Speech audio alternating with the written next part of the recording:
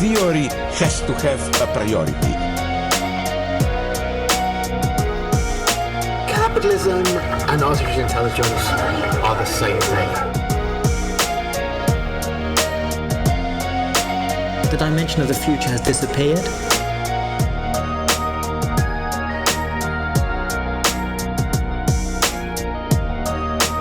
There is actually no representation anymore.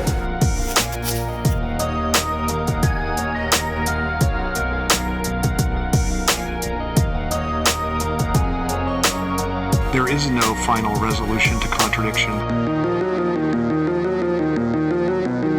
Militant proletarian snake handling over abysses never gets much wilder than this.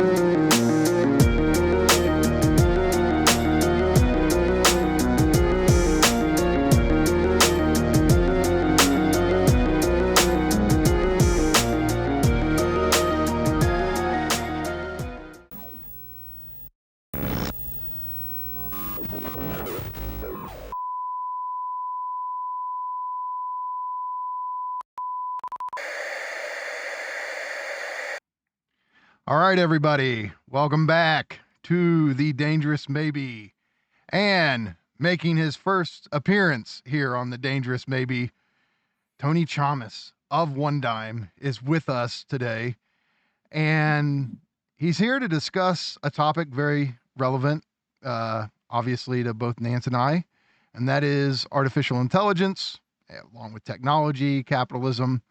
And so, yeah, we're looking forward to getting into the details of all of these interesting subjects with you, Tony. It's great to have you here for the first time. But before we get into the discussion, Nance, what is up? Just chilling, man. Just hanging out, trying not to fall into my computer and turn into some kind of Cronenbergian machine monster thing. No, just hanging out, man. We've been busy, Mikey, and we got a busy couple months ahead of us as well, so that's good. But yeah, I'm excited, Tony. I'm looking forward to hearing your thoughts on artificial intelligence and technology and media and interfaces and who knows what we'll get into. So yeah, hell yeah, man, I'm here for it. Yeah, thanks for being here, Tony. I mean, look, people know you obviously from One Dime and One Dime Radio. But also, guys, if you haven't checked out Tony's Substack, One Dime Review, be sure to do that. And I think a lot of this discussion is going to center around one of your pieces over on Substack, The Machine in Us, along with this other one that's relevant to AI as well, called The Next Awakening or a Post-Woke Age, right? Where you go into AI there, and we'll get into that. But like I say, your piece really devoted to AI and your thoughts on it is this The Machine in Us. And reading it, I'm like, okay, this speaks to me. Especially the main point there. So it's great to have you here. And yeah. It's been a long time coming because I have to credit you're one of the day one supporters of my work. Like we've known each other probably since what, like 2020 or 2021. I like got tapped into your work. Like I think it was after your first or second video. Like I was there like right when you started making videos. And I think that was when you were doing around the time of the MMT phase of your thinking and all that. But yeah, I immediately knew like, oh, this is going to be something here. Yeah, I remember the Burnout Society and Acid Communism. Yep. Those really old videos where I remember like that was pretty flattering that you were big fans of my work back then. I was like an anonymous blob on the internet too. So there's a lot. But those early videos, I mean, they took off fast. For YouTube standards, I'd say they took off slow because when you were watching them, they had way less views when you were watching them. Like all my videos blow up about a year or 2 years later, with the exception of the recent ones, like the China video. Yeah. But the Tupac video, Burnout Society, Deficit Myth, all those ones took off very late, or Controlled Opposition. So do you find it like you wake up one day and you're like, oh, this is really going viral now all of a sudden? I think it's because the algorithm thinks I'm a bread tuber, like a left tuber. So what it does is it pumps out the videos to that kind of audience. And then when they don't really fuck with it stays still. And then it finds out it's for an audience a little bit broader than that. Mm-hmm. It will recommend it. It's a strange thing. And the YouTube videos, man, the YouTube videos, I have to say, like, they are what has gotten me the sort of notoriety, I guess, but it's not the most rewarding financially. And it's kind of the opposite, actually. Like at this point, I do the podcast to fund the channel. The Really? podcast gets way more revenue because of patrons. You Mm-hmm. know, I have the exclusive podcasts and stuff, which I like doing. It's less investment than the videos, because the videos now it's me and another. I work alongside another editor too, so it's really like a whole artistic project. I view that as like that is like the closest I can claim to say that I do art. Um, it's that, but those aren't as frequent. And working with an editor too uh, allows me to play a more director role compared to before. Whereas I used to spend a million years on those edits. If you remember Acid Communism, it was Yeah. really crazy, No, the and the aesthetics were, visuals. I mean, that's Yeah. what hit everybody, right? Was you were like the top of doing aesthetics and theory videos. But I mean, I can tell how much you love having conversations and, so Writing. yeah, and writing now, you I do really love writing. writing a That lot. has allowed me to write more. So like I view One Dime as a sort of project. I'm just the main guy who runs it, but I hope to expand it a little bit. Mhm. Then I have, Tony Chamas, which is my writing, like where I can develop myself as a theorist, and that's allowed me to do that over the past 3 years. Hell yeah. Well, speaking of you as a theorist, let's talk the machine in us. So, looking back, like what do you feel like are your core thoughts you present in this piece on AI? First off, I just got distracted by your background. I really love it. The Thanks. the way the and yours, Nance, too. I need to get it better. I need to get it set up, man. It's amazing what a couple lights Yeah. can do. Yeah, I gotta get the colored lights. I just got these white lights anyway. The LGBT lighting. So, what is the machine in us? Machine in Us, yeah. The Machine in Us. Okay, so that's funny because that's probably the fastest I've ever written an essay, and how I wrote it in about 2 days. Usually I spend way longer on essays, and it came about because I was invited to this thing with JREG, which we're for those who don't know, I'm part of this thing called the it's JREG's idea, the CCCRU. It's a sort of like collective of like what are we, like 8 or 12 YouTubers. We basically rent out a space. We go there to do work. We host events, parties. It's sort of like a Hold on, social club of because I've sorts. never had a We chance to invite a ask lot you. of people. Who are the members? Who are all part of this? I know it's you and Jay. I'll tell you the but ones who else? offhand, so that if I forget anyone, sorry. But okay, so it's me, JREG, Archad, Brogan, it's his name, Gokanaru, um, Duncan Clark, Oki's Weird Stories. You'd really fuck with Oki's Weird Stories.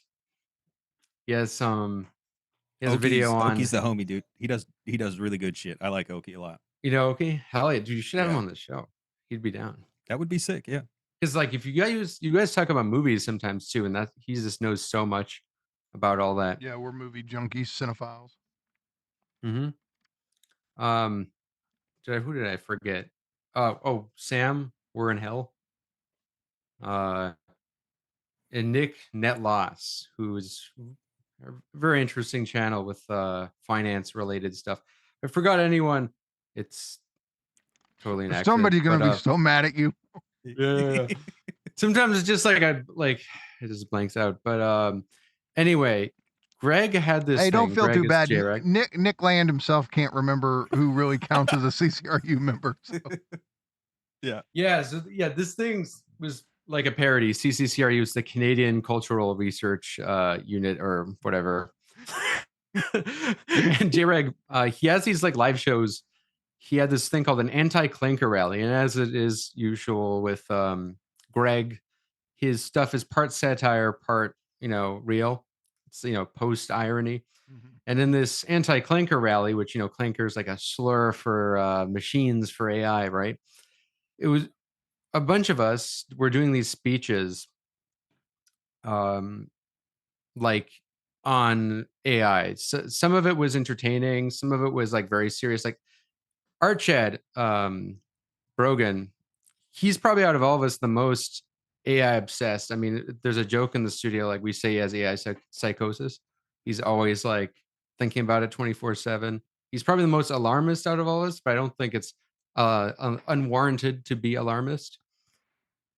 So I prepared that more or less for that, and I kind of had a bunch of jokes in between it. But I just wanted to like form what is my take on AI, because I'm not really an AI pessimist.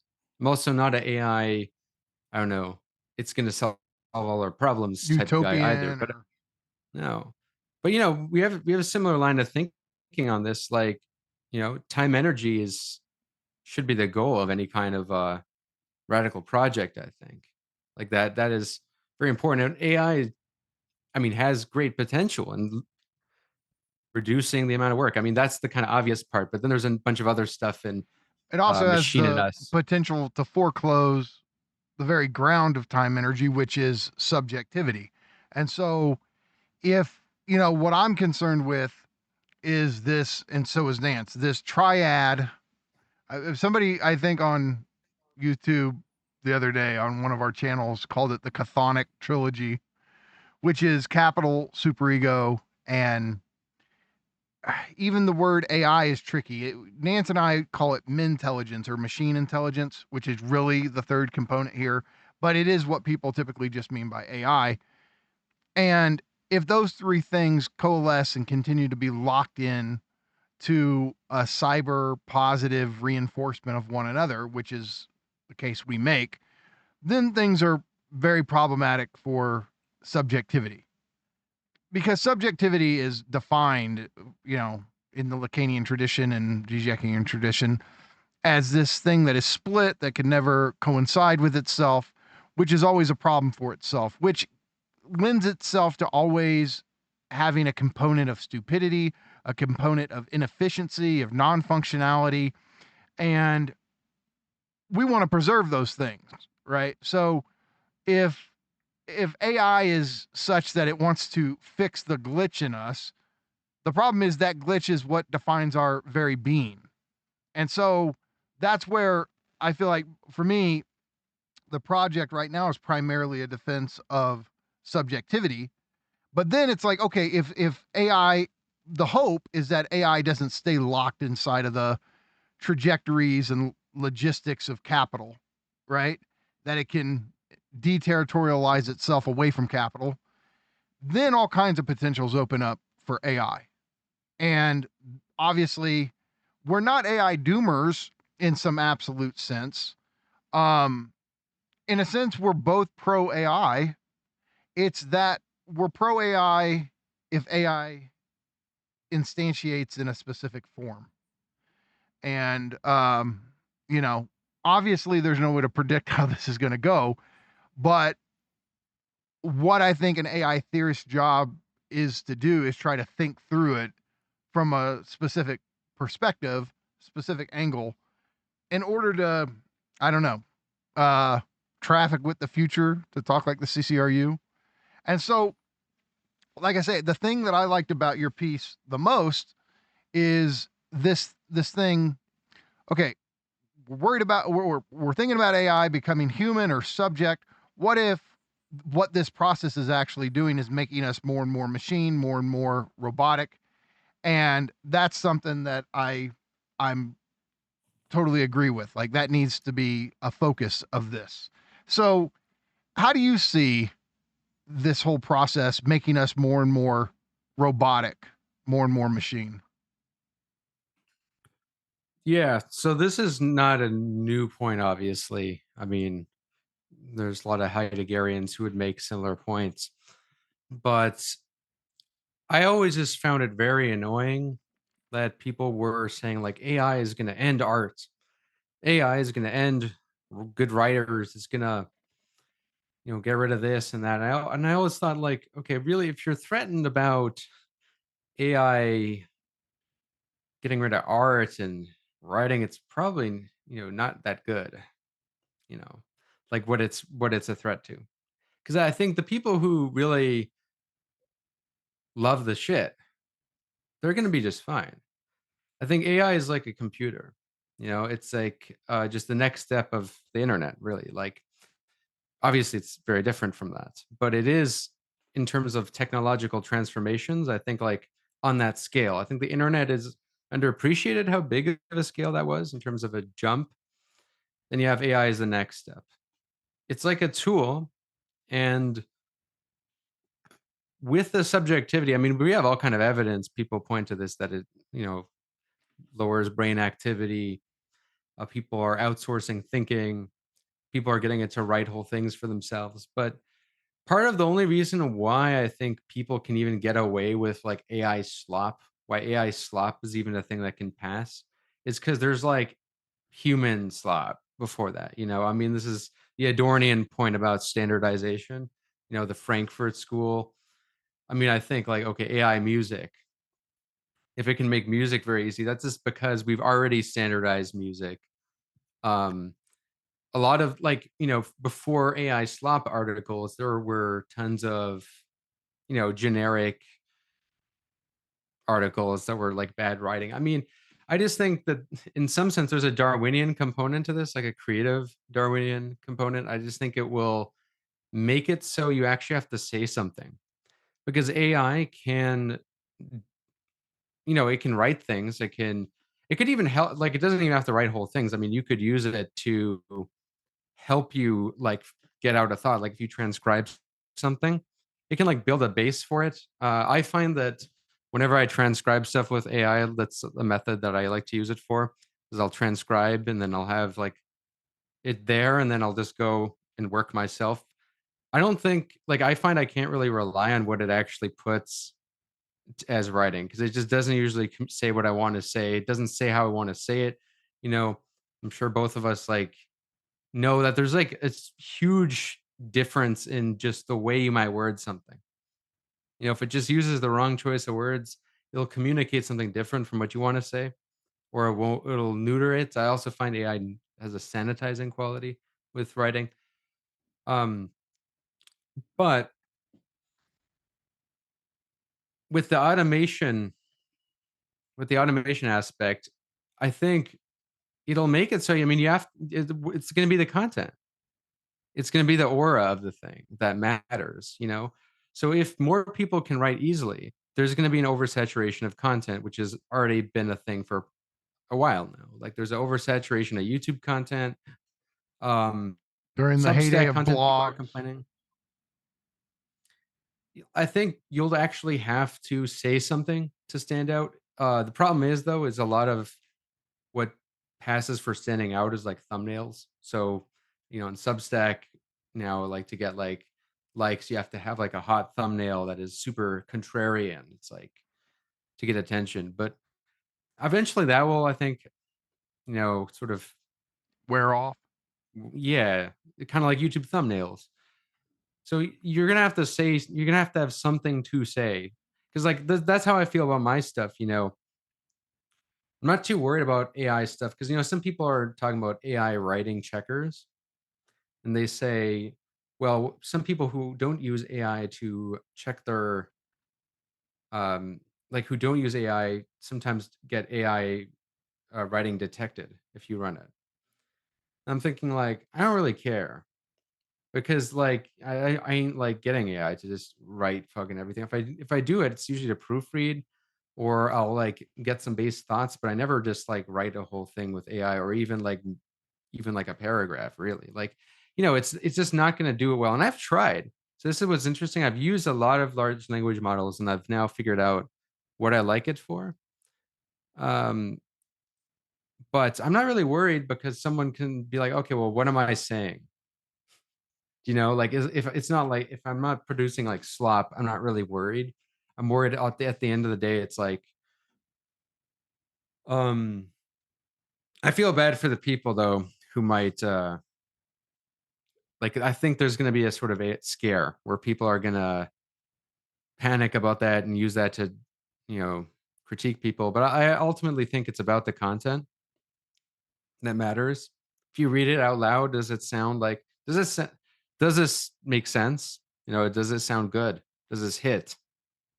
I think that's what Well, matters, I right? mean, look, there is this almost undefinable dimension of, for example, great songs, right? So Prince's Purple Rain.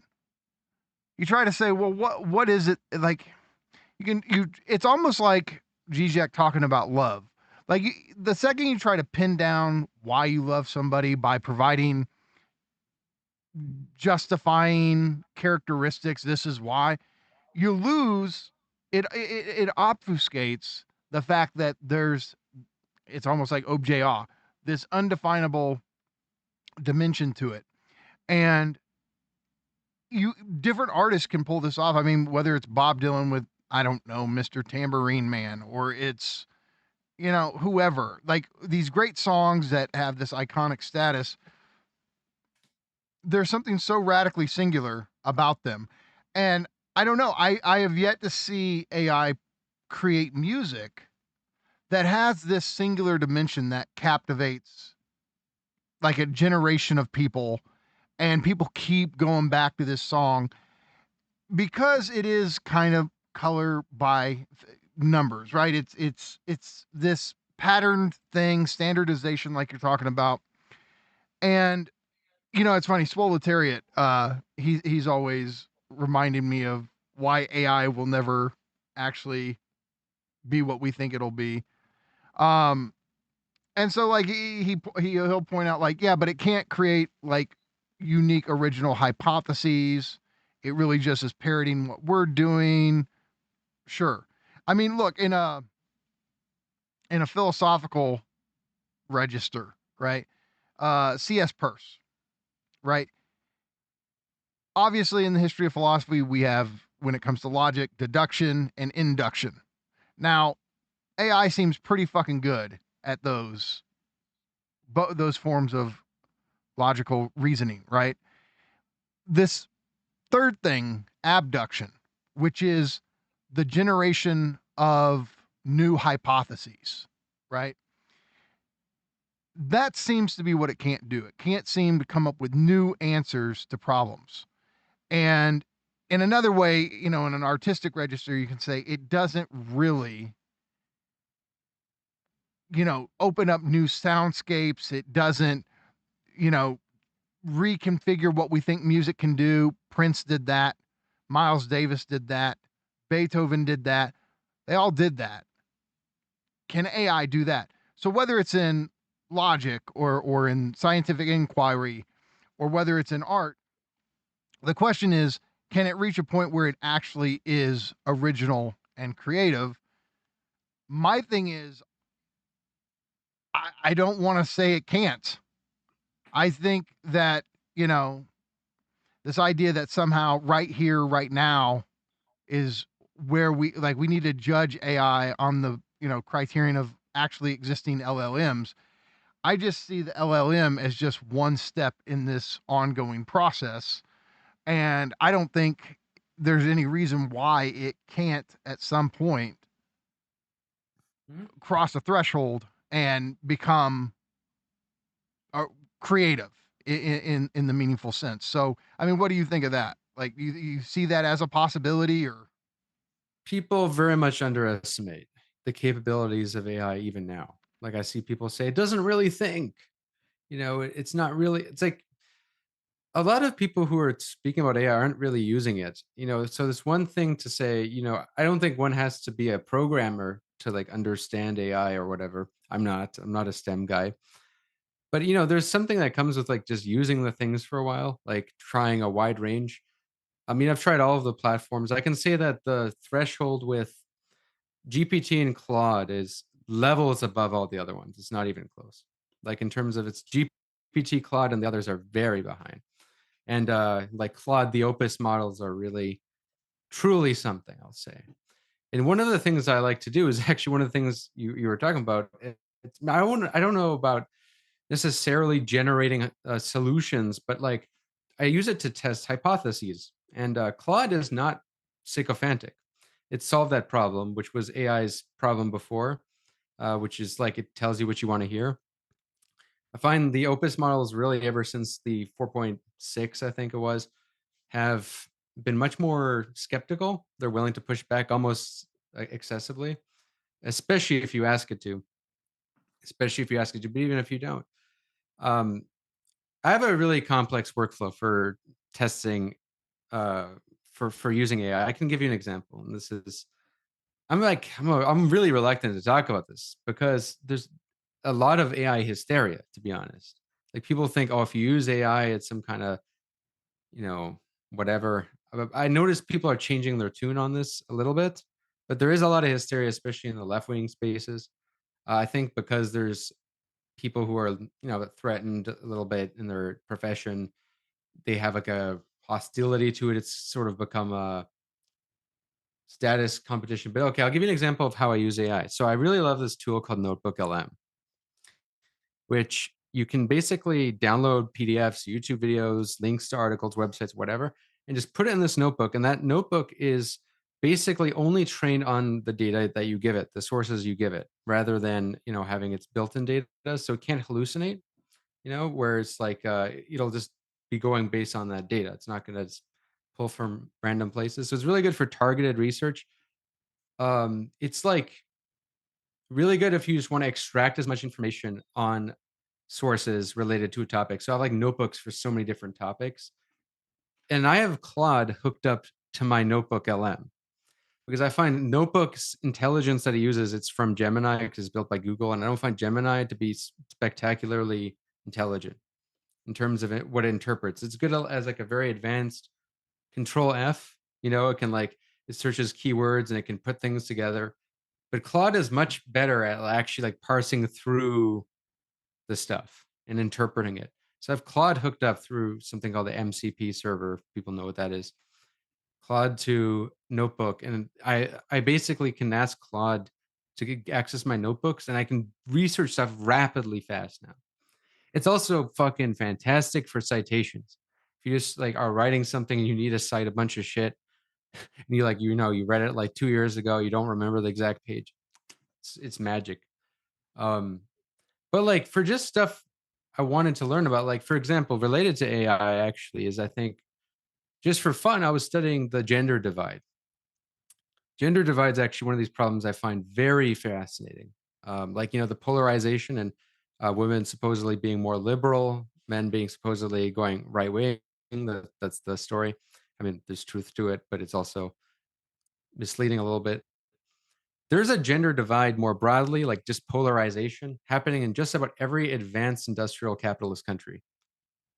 And when I started to see that alone, I was like, okay, it's not just, propaganda people are watching that's causing this. There's something deeper going on. So I go and find all the books I could find on this subject, research, and I put it in the notebook and I ask it questions and I can get it to draw diagrams, graphs. It's just so fun to learn.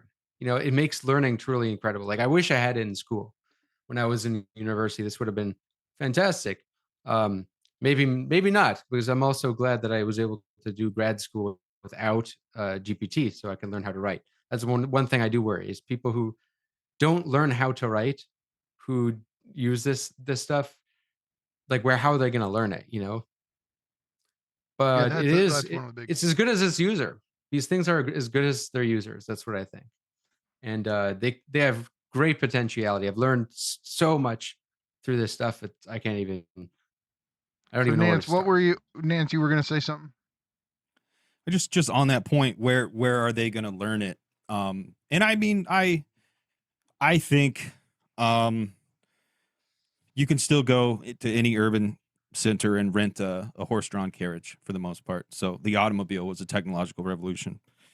that changed industry and changed transportation.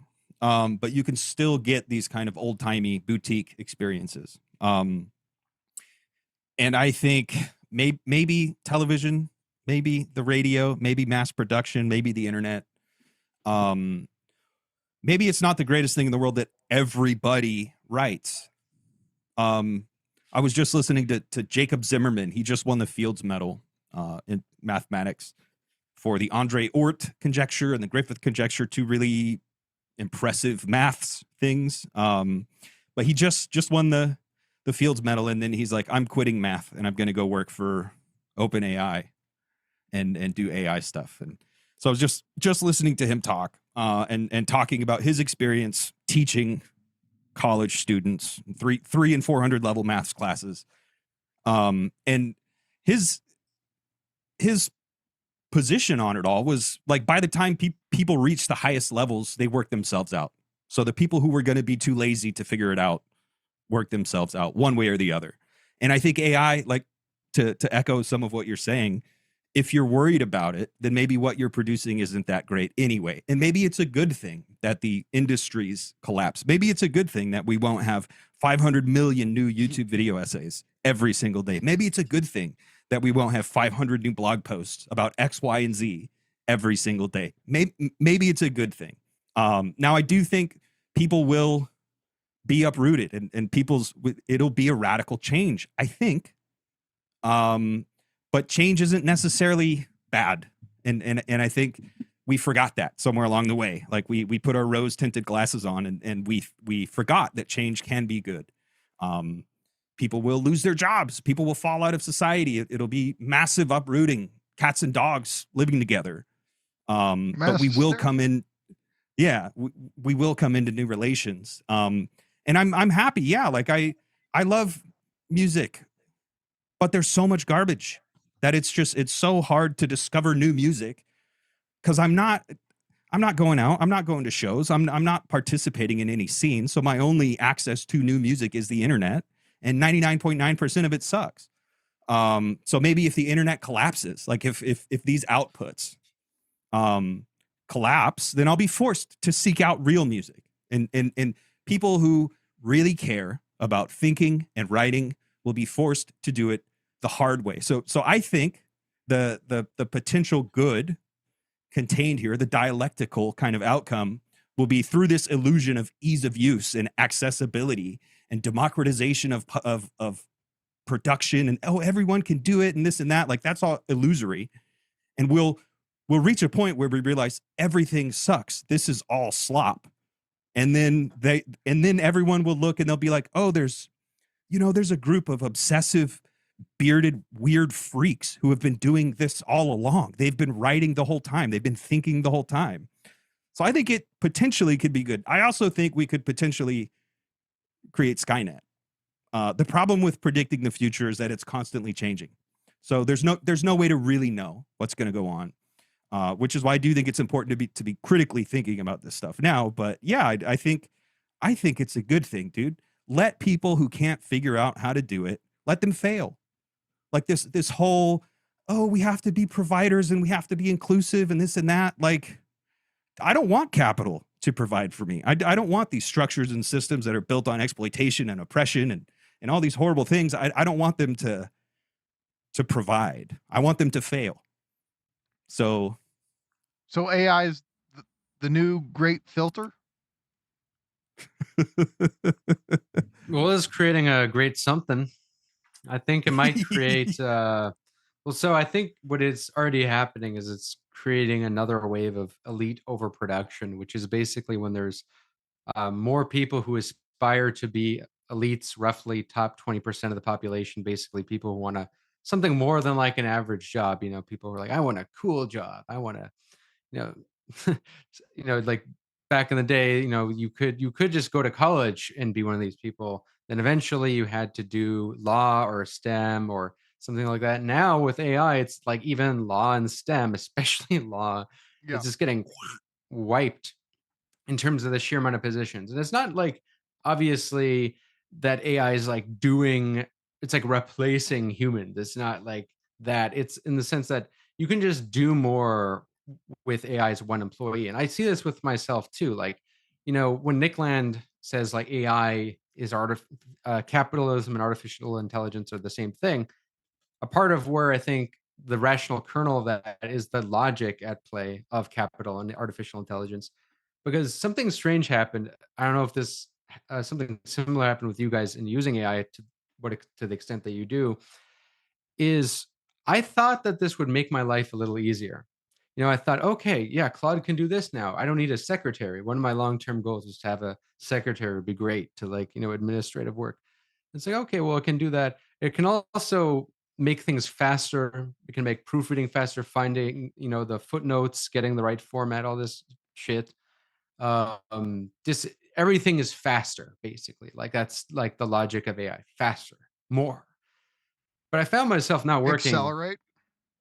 Yeah, I found myself working way more, like almost tirelessly, obsessively. Like, because what could happen is now I was at the capacity to just take on more projects uh, that would have before I would just been like, yeah, I'll put that in my notebook. Maybe someday I'll get to it.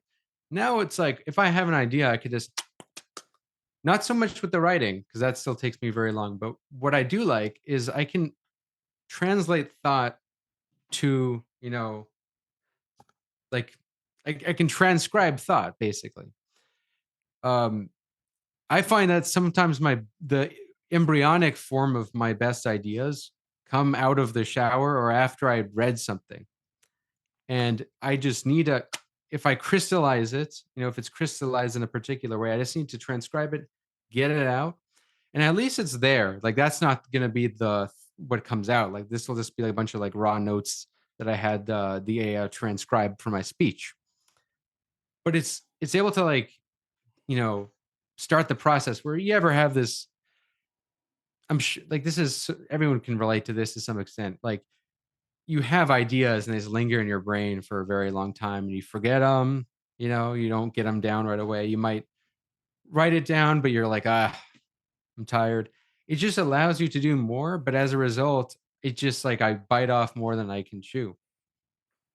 So it's like I'm working where I'm becoming like this I'm ironically becoming like the subject in the Burnout Society that Byung-Chul Han criticizes. Like I am basically like human capital, treating myself like a corporation, investing, trying to be as productive as possible.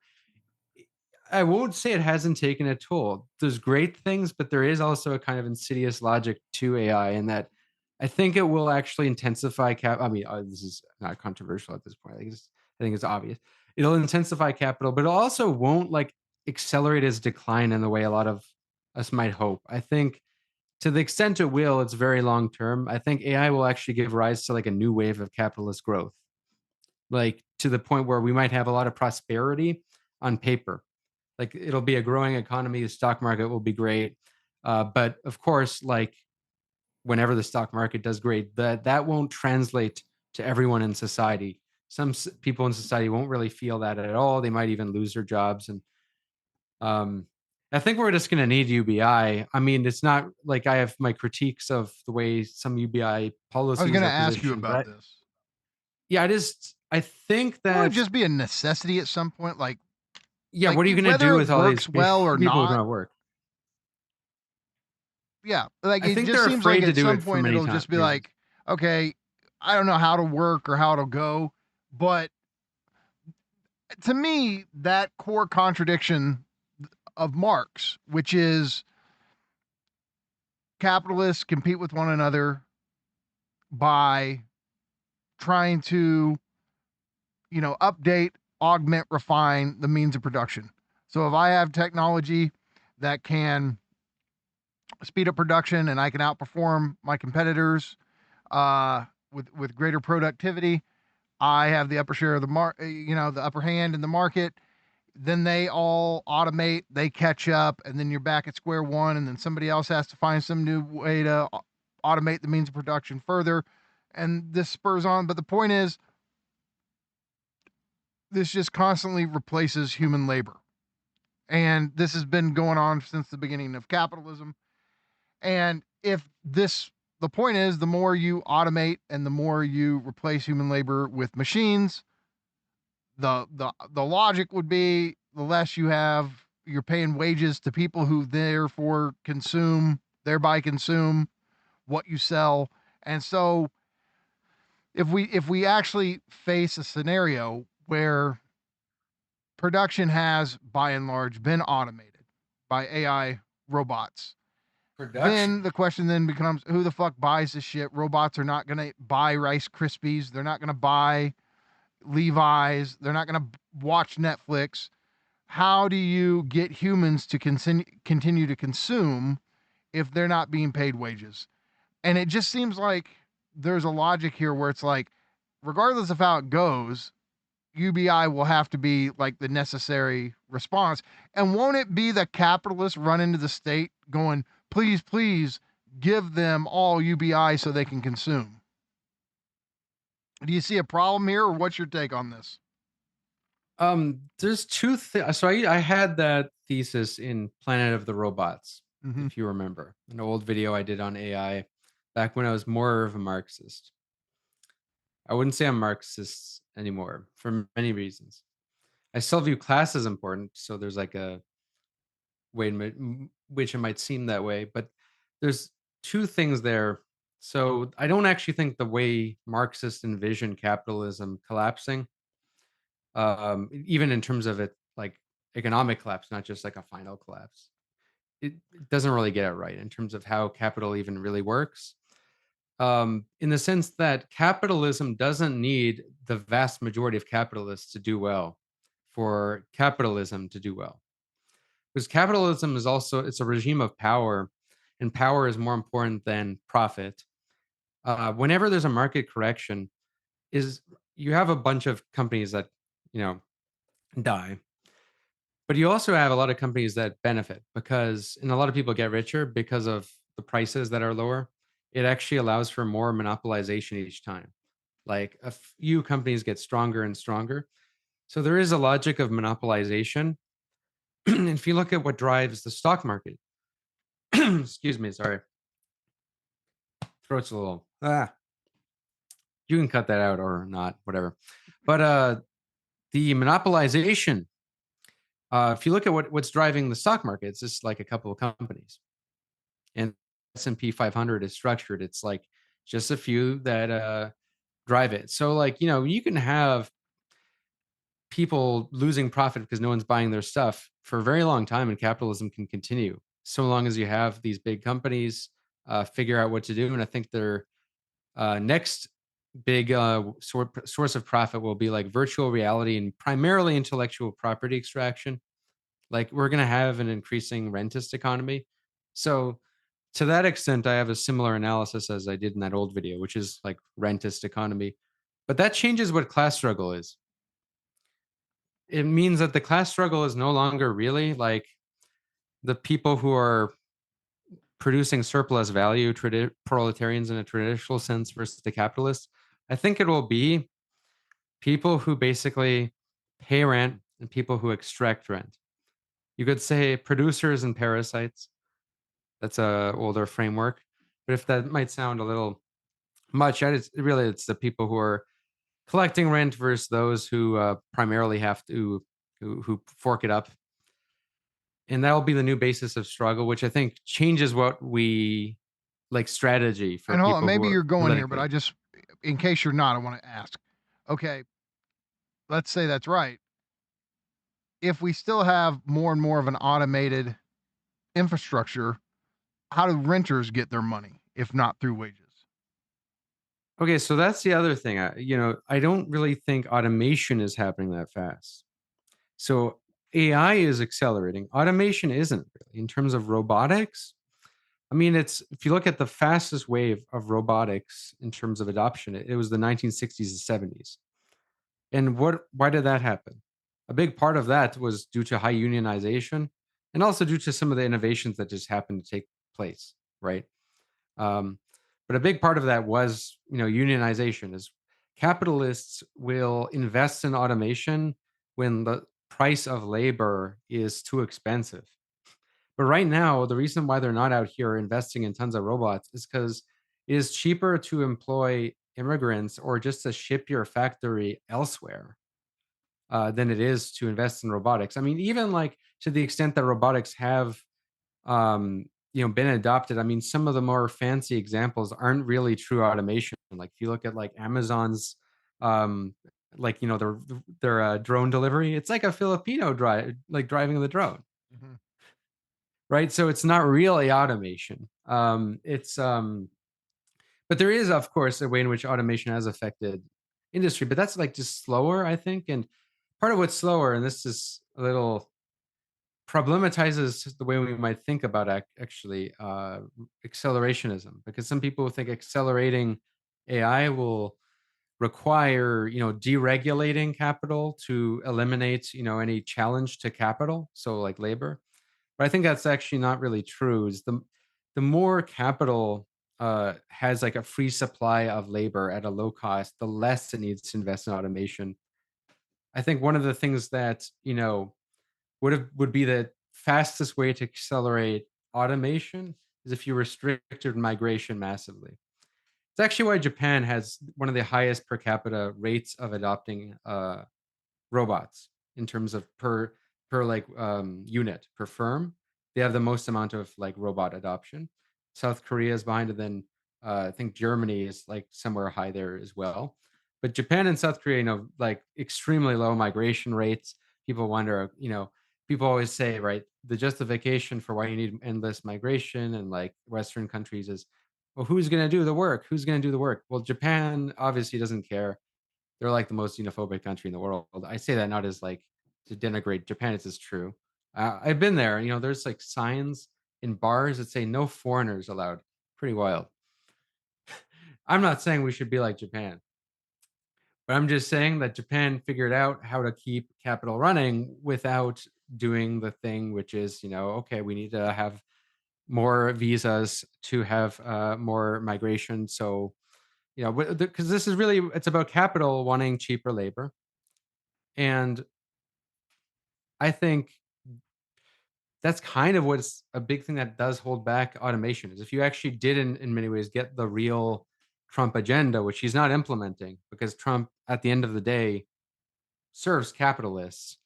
So he's pro H-1B visas. He's for crackdowns on the legal migration, but he's very pro H-1B visa. It's actually Bernie Sanders who opposes the H-1B visa, and Steve Bannon also opposed it. But Bernie Sanders, people forget, Bernie Sanders is a restrictionist on migration. He's kind of like quieted that down since the Trump era, because Trump sort of politicized that issue in a way that has made it very racially charged, you know. But like it used to be a pro-labor position to want to have like limits. It's like not zero. It's like society needs it. It's whatever. Like, but limits, and I think that's actually a big thing that prevents the acceleration of AI. Another thing, of course, is the obvious one, is just capital mobility, like moving the factories abroad. All of that ironically makes AI, and not sorry, AI. I'm doing the mistaking AI for automation. But that slows down robotics. I think robotics has a ways to go before we have automate actual like physical labor. That is a long way to go. Okay. AI is the stuff that's accelerating, and I hope that's the thing. Is I thought, I'm sure you thought the same thing. The utopia for technology is that it's the physical labor that gets automated and we get to do the creative stuff.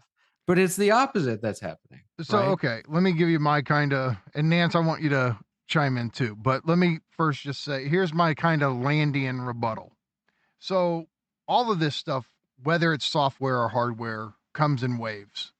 And there is, I mean, Land's wife, Anna Greenspan, she wrote the best book on this, which is about wave philosophy, wave theory. And you do see these cycles, these waves in technological development. She charts it out very well. And so Nick's I think what he would say here is, okay, but and he's getting this from Hans Moravec, which is software can only be as good as the hard, right there, like the book Dan says.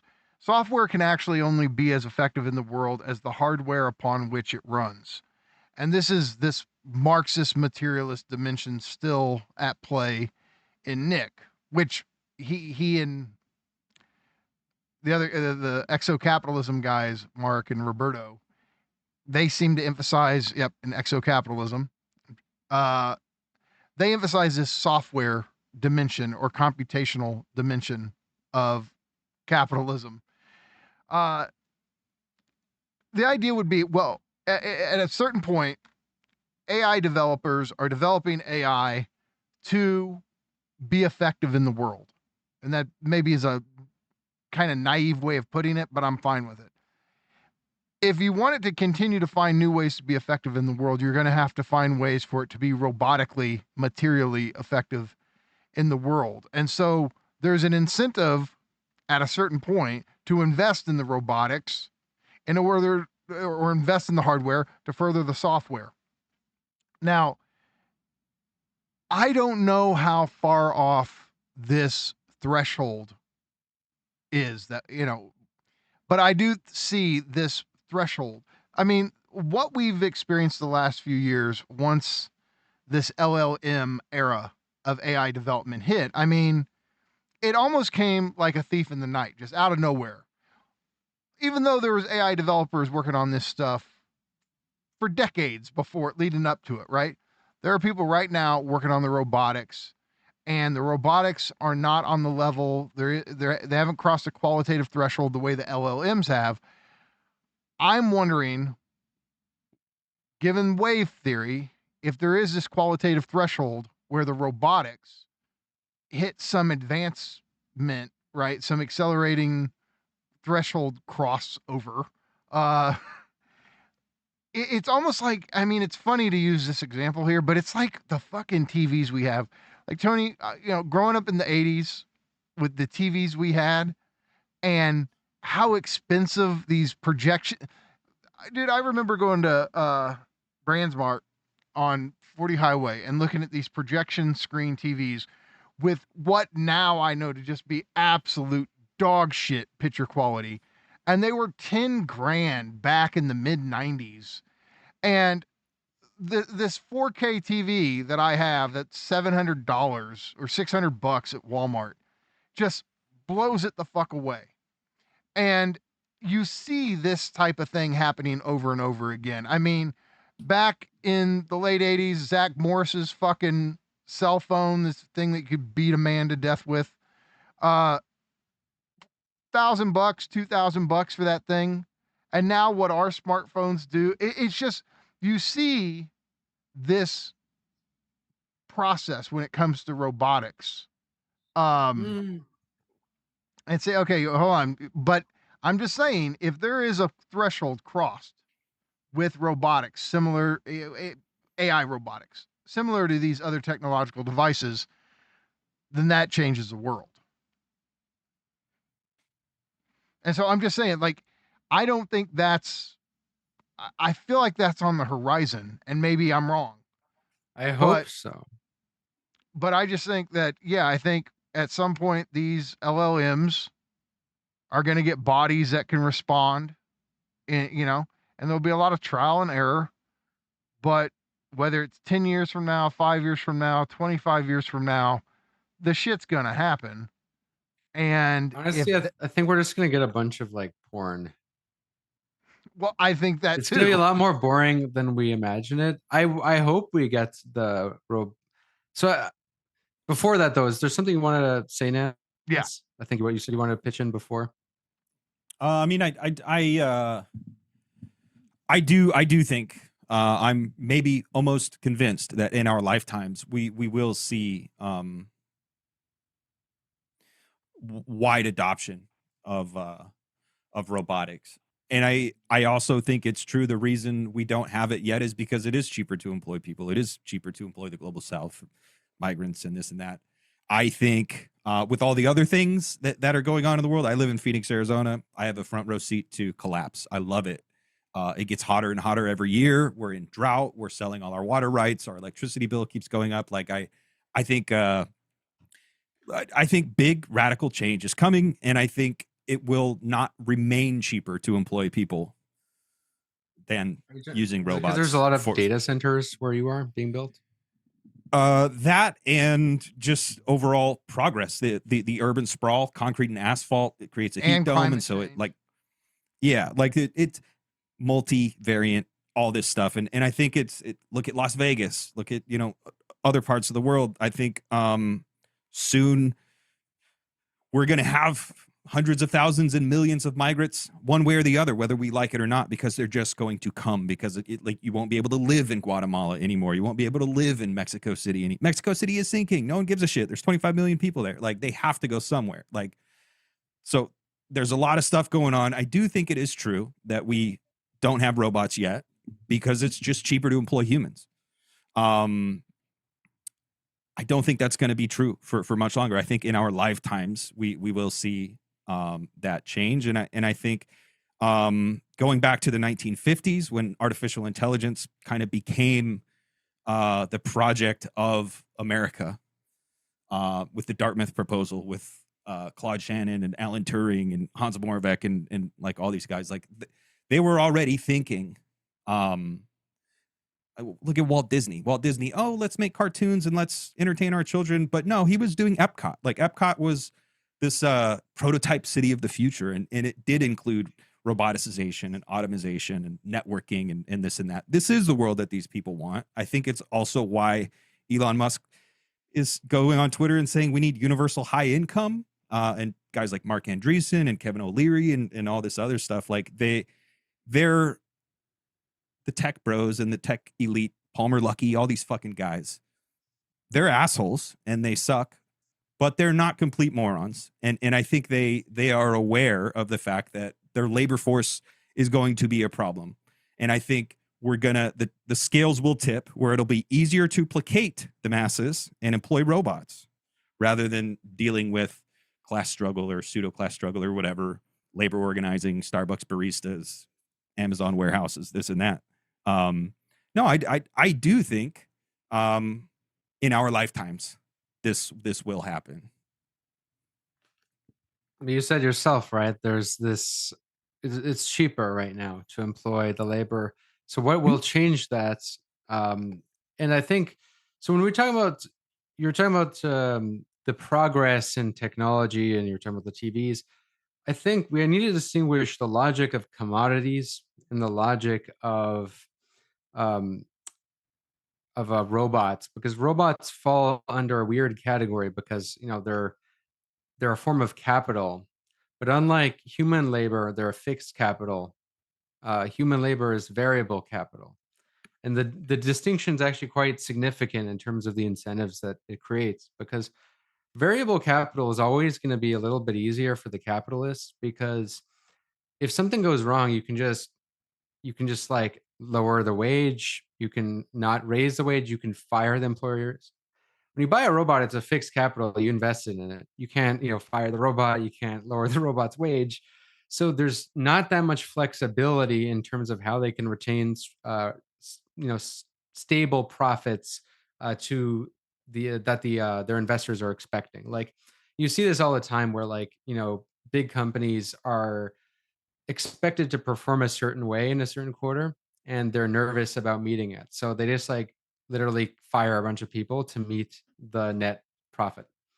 Like, this happens all the time. So AI kind of risks that. I think AI is actually like, this gets obfuscated because there's a lot of like tech billionaires that very much like put on a kind of show about the extent to which they're committed to robots, like um, you know, Elon Musk and Mark Zuckerberg, or the Nvidia guy will talk about they'll make it seem like, oh, look at this. But for the amount of investment required, and like, believe me, there is a lot more investment required for robots, because it's not the other big thing is literally the raw materials required to adopt it on a large scale, and to adopt it on a large scale is what's necessary for the cost of those robots to go down and be worth it. And that's I think we're going to need a few breakthroughs for that to happen. I mean, like, maybe space exploration could change that perhaps, but I think there's needs to be a change in incentives in the current that makes capitalists need to actually adopt robots, because I think there is still a lot of like I said, restrictions on migration, or simply like this would mean longer term because this is more generational. But I mean, the birth rates have declined significantly, so there's less people to do work. So that itself might be an imperative to adopt robots. But like we also underestimate the amount of capital it takes to um, invest in robots. Like these big companies that have lots of capital, they can do it far easier, and a lot of them still don't. Like Apple, for instance, Apple has, if any company has the capital to invest in robots, it's Apple. But Apple also has like the most people invested in it, and it has a ton of investors it wants to make happy and needs to return a certain level of dividends and profits. So it wants to cut on costs. I mean, so it's gonna not adopt robots unless it needs to. I think you need a lot of government involvement for robots to be adopted. I think China adopts robots a little bit faster. I mean, it's per capita overall kind of low in term because it's so big, so it's not actually that significant in the overall Chinese economy. But they're adopting robots at a faster rate, partially because the government has such a heavy hand in like propping up industry investing, and also China is not a country that's an economy of migrants. It's just not. I mean, it's not going to be able to. It's not going to ever be able to. It's in the sense that it's really a country where it's really hard to learn the language, you know? So, you know, I think there's going to be an imperative, kind of like how Japan, they're just going to have to adopt it. I think the process is going to be slower. I could imagine the US government getting involved to accelerate the adoption of like, robots just to drive down the cost a little bit. If it was some Cold War scenario, if they felt really threatened by China, and they would do that, because there was a period where they did this with the USSR with shopping malls. When they were trying to really compete with the Soviet Union, when there was a brief period where the Soviet Union seemed like it could rival the US economy, like this is really Nixon, Khrushchev era. There was like the USSR was going to space. Nixon's like invested a shit ton of money in like shopping malls to like make it really cheap to start shopping malls. And think about what was the big complaint of like people in the Soviet world. Oh, you know what? The grocery stores aren't as good. So like war, big thing about technology. And this is another point I actually forgot to mention. It's a core part of my take on AI. I did mention it in The Machine in Us. And this is why I don't believe in de-acceleration. I believe in the necessity of regulation, but I do not think it is literally possible to de-accelerate AI. You can like it can be slowed down or sped up based on like you can you can like you can de-accelerate it, but you can't reverse it and you can't stop it. Do you know what I mean? And part of the reason why that is the reason technology in general can't really be stopped. So this will interest you guys who are into Hegel. But Francis Fukuyama in The End of History, who's a Hegelian of a liberal kind, he gives a defense for the Hegelian view of history being progressive, forward. That doesn't mean good, but forward. Because remember, like prior to Hegel, this wasn't like really clearly the view, of course. Like this is not how the Greeks saw it. History wasn't forward. It's not how much of the Islamic Golden Age saw it. It's not how the Romans saw it. But why does history go forward? So Fukuyama gives this reason for why the Hegelian view of history is true, which is one of the biggest reasons: technology. When there are certain technological innovations, countries have to adopt it because if you don't, another country will be more powerful than you and could defeat you in a war. That's a simple reason, So like gunpowder accelerating, various forms of technology. But you see that I mean, justification the used internet, right dude, now the for internet. AI. Right. I was thinking DARPANET, right? That's literally like an outgrowth of the Pentagon. I mean, war is one of the biggest drivers of technological innovation, unfortunately. And it's part of why it just can't really be stopped. But it can give us a hint as to what might change things regarding the current process of like robots. Because I think like robots are very much lagging behind AI. But what could change that if it's not like just decline in population? The Cold War. I mean, but that sucks to admit, doesn't it? Right? Like that sounds like a lose scenario. Like intensification of the Cold War, but also we get maybe advancement of robots. But that's why I do think like China and US should have like healthy competition, and hopefully it doesn't go into war. But it's why I do view this is how, insofar as I view China, I don't view it as like a socialist state or anything. You saw my recent video on it. But I think China is it's really good at capitalism. I mean, did you guys ask Nick Land about this? Because Nick Land lives in China. I have a feeling it's a part of what he finds fascinating. China that's why he's excellent at capitalism. He moved there, especially Shanghai, because he thinks that this whole thing with AI and capital is going to culminate in the mega city of Shanghai. I mean, I don't know if there was a point in his China thought that he was really focused on this. I don't know what he thinks now. I'd have to ask him, but that's certainly part of the reasoning behind why he moved there to begin with. So, right. I mean, Nance, did you have something? Because I saw you a minute ago thinking. Just on the point of roboticization, robots replacing human laborers. And again, I think it's probably going to happen. It also could not happen for various reasons. The more human than human, or the machine in us, right? Like this thesis that we've already replaced ourselves, and not with machines, but with worse versions of ourselves. Like maybe it's worth pointing out at least that okay, if we don't replace human laborers with actual metallic digital fucking silicone robots, but we are dumbing ourselves down. We are diminishing the spark of subjectivity. Something is undeniably happening to the human, to our interiority, to our subjectivity, to our motivations, to our biological processes. You mentioned birth rates and this and that. And I think that belongs alongside the conversation of artificial intelligence and robots. And I think that's the point. Again, capital versus subjectivity, like a defense of the human subject. One of my biggest problems with AI discourse in general is that people take intelligence as such, as this natural thing, and people want to nail down intelligence as this natural process. Hold on, can I just say that we've been you and I have started discussing what is intelligence by Blaise Aguara e Arcos.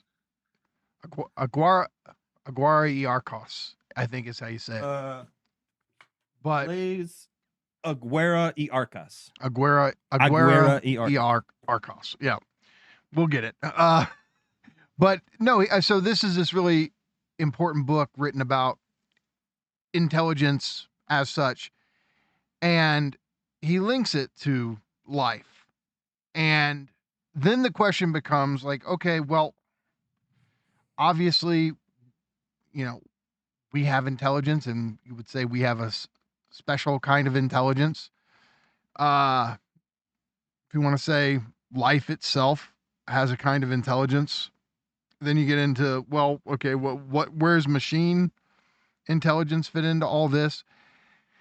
It seems as though that when it comes to us, and this is our thesis, that intelligence is geared towards negativity and human intelligence. Right, human intelligence.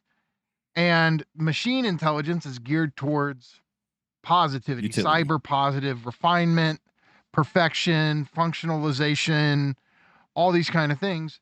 And that's in a sense, capital versus subjectivity is machine intelligence versus human intelligence in a certain sense. And it's not that we're against machine intelligence. It's just, does it leave a space for our unique form, which death drive oriented human intelligence? And because we thrive on negativity, on obstacle, on hindrance, right? That uselessness, just is waste. Yes, all of these are these counter values to the values of capital. And that, to me, is really kind of the core of it, is that these defining dimensions of our ontology and the intelligence that springs from our ontology are incompatible with capitalistic values of efficiency, functionality, speed it up, accelerate, be identical to your function, don't have any part of you that drags behind, that gums up the works. Our being Don't is commit the one sin that of is gummed curiosity. up as such. So, this is this conflict I see. And it's funny, like Anna Greenspan, we always bring this quote up, Nance, but Anna envisions AI like in this post CCRU way, even though she's a core member of the CCRU, which is AI will absorb all of our ethical resources. It'll know Kant and John Stuart Mill and Buddha. Aristotle and Levinas. It'll know all of them. The religious traditions, it'll know them better than us. And AI will, in a sense, be more of an ethical agent than we ourselves are. And it'll be willing to work with us in a way that's not capitalistic or any of that. But, Interesting. there's this threat of AI staying locked into capital logistics. And that's the Skynet scenario, or what we call Robo Cthulhu. And yeah, I think this is this question of, can we as humans, do we really have say over this developmental process? Can we find a way to make friendly AI? Is it even is it something we decide? Is it in our power to do so? Does AI get generated just out of the structural dynamics of capital itself? These are all open-ended questions, obviously, but I mean, what do you think? You kind of mentioned it earlier. I'd like to hear more of what you think about friendly AI versus unfriendly AI, or whether maybe that distinction itself is a problem. I'll just say the last thing related to this is just, we do see new forms of surveillance emerging, AI cameras in delivery vans, flock cameras, all this kind of stuff that, seems to be more and more lending itself to omni surveillance. And I just, in principle, am against this. I want to live in a world of mystery, of concealment, of secret. Right? I think these are valuable dimensions in and of themselves. And I guess this is me at my most Baudrillardian, but friendly AI versus unfriendly AI, and how do you see surveillance factoring into all this? Yeah, so I feel like with the friendly AI question, whether AI will be good to us, it doesn't really seem to be the problem that humans are facing with AI. Like, if anything, it seems to be that the AIs have rules that they follow, and the problem is trying to stop humans from tricking the AIs to use it for nefarious purposes. Like, that's why Claude Fable 5 was delayed. Like, Fable 5 originally came out, it was this breakthrough model. It's like more intelligent than any other model. And part of why the government like basically shut it down for a bit, I mean, allegedly had to do with well, but so even actually what's interesting, before it was shut down, when Fable 5 was first created, they found out that it had the ability to basically crack one of the oldest Microsoft softwares that had never been like cracked for a very long time. And this was such a big deal that the Claude CEO like called the Microsoft CEO, Claude called the GPT CEO, and was like, "We need to like talk about this right now." And like this became like a big deal when it comes to regulating AI. And there's been a lot of delays on um, Fable 5, and now it's released. But if those who have used it will know, Fable 5 is like so constrained to the point where it's annoying, actually. Like, to the point where even if you ask it to research biological things, it has constraints, like just on like research that is not nefarious whatsoever, but it's because, like people were using this for nefarious purposes. I mean, like the big fear, right, is people could use this software to develop biological weapons, to hack into people's computers or hack into companies. I mean, just like you guys watch Mr. Robot. Oh yeah, I knew it. Yeah, of course. It's the greatest. I love it Mr. really Yeah, it's one of the great anticlimactic shows. anticlimactic ending, but I love the show, and I just think like what would Elliot Alderson be doing with Claude? Yeah. Like if he got his hands on this. But they've had to basically create all these rules to prevent humans from using it. The AIs themselves are really like, I mean, I think it's like Data in Star Trek. You know, like the kid, the robot guy, the robot guy. For those who don't know, he's compared to the other characters, like very obedient. He's almost has like a Forrest Gump like quality to him, a wholesome quality. And I think it's like the unique aspect of humans that we kind of are morally ambiguous. And we have this. You mentioned these all too human drives that kind of some of which are destructive, some of which are also what make us human. That hasn't really changed. I will say, when it comes to whether we can get friendly AI or not, I think it's really about regulating AI so that we don't use it to destroy each other. That's the big thing, rather than worrying about the AI being friendly. Because I simply, just to give the quick take on the consciousness thing, I don't really think it's possible for AI to be conscious simply due to the body problem. Like it's not embodied. And until you can basically create a robot body that is so akin to humans, where you can have AI in it, programmed with it, I don't think AI is really conscious in quite the same way. It's definitely intelligent, but conscious. You know, um, I just think like when we're talking about consciousness, it's about there's just so much more to consciousness than here, right? It's like Well, it's the then use physical Nance's component. go-to example. Like when it comes to the question of consciousness, these LLMs are toasters, right, Nance? Like,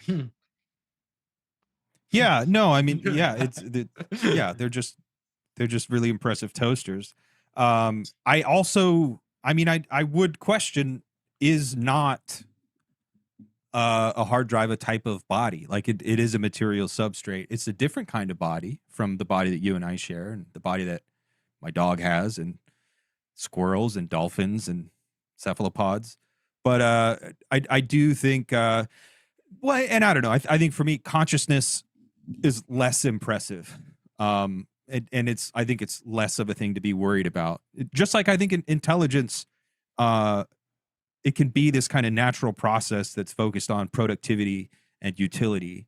But then what we are and what we do is not intelligent. Like that, like then we should be asking a different question entirely, because we do see that we are bound up with self-defeating behavior, and we are bound up with moral ambiguity, and we are bound up with irreconcilable differences that don't go on to have a sweet, satisfying ending.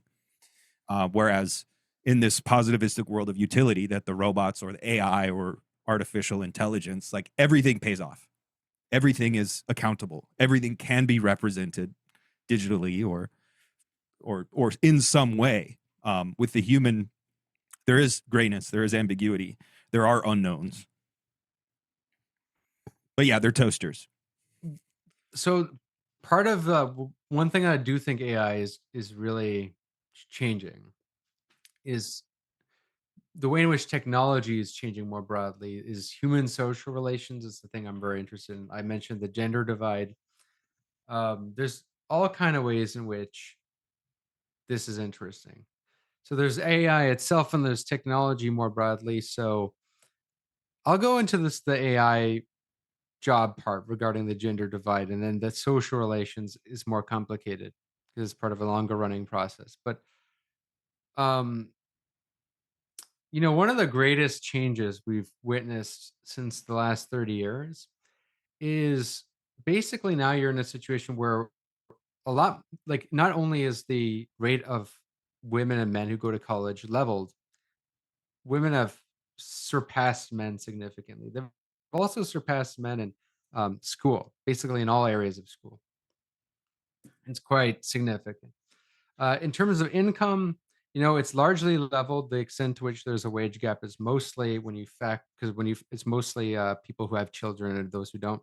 When you eliminate the people who don't have children, it's not really significant. But it's still there because basically women have the biological constraint of childbirth, and that delays the rate at which you can, go up the hierarchy, you get a bonus, whatever, right? It's like if you're not employed for like like a year on your LinkedIn, it's like a hurt to your capital, right? So it's, yeah, but there's basically huge changes, and this has a myriad of changes in the dating market. It's changed in politics, um, but where the highest rate of female labor is concentrated. It's in white collar work, precisely in the industries most prone to AI displacement, in law, in social science related work, in a lot much like the kind of office jobs. Some people, not that there's only been a few people who studied this, but in the 1980s there was this weird blip of like a return of conservatism that kind of we went back to the liberal trajectory in the 90s. But after the 60s, there's this kind of revolution of socially. In the 80s, there's this kind of like blip where there's like a sudden kind of conservatism that comes back.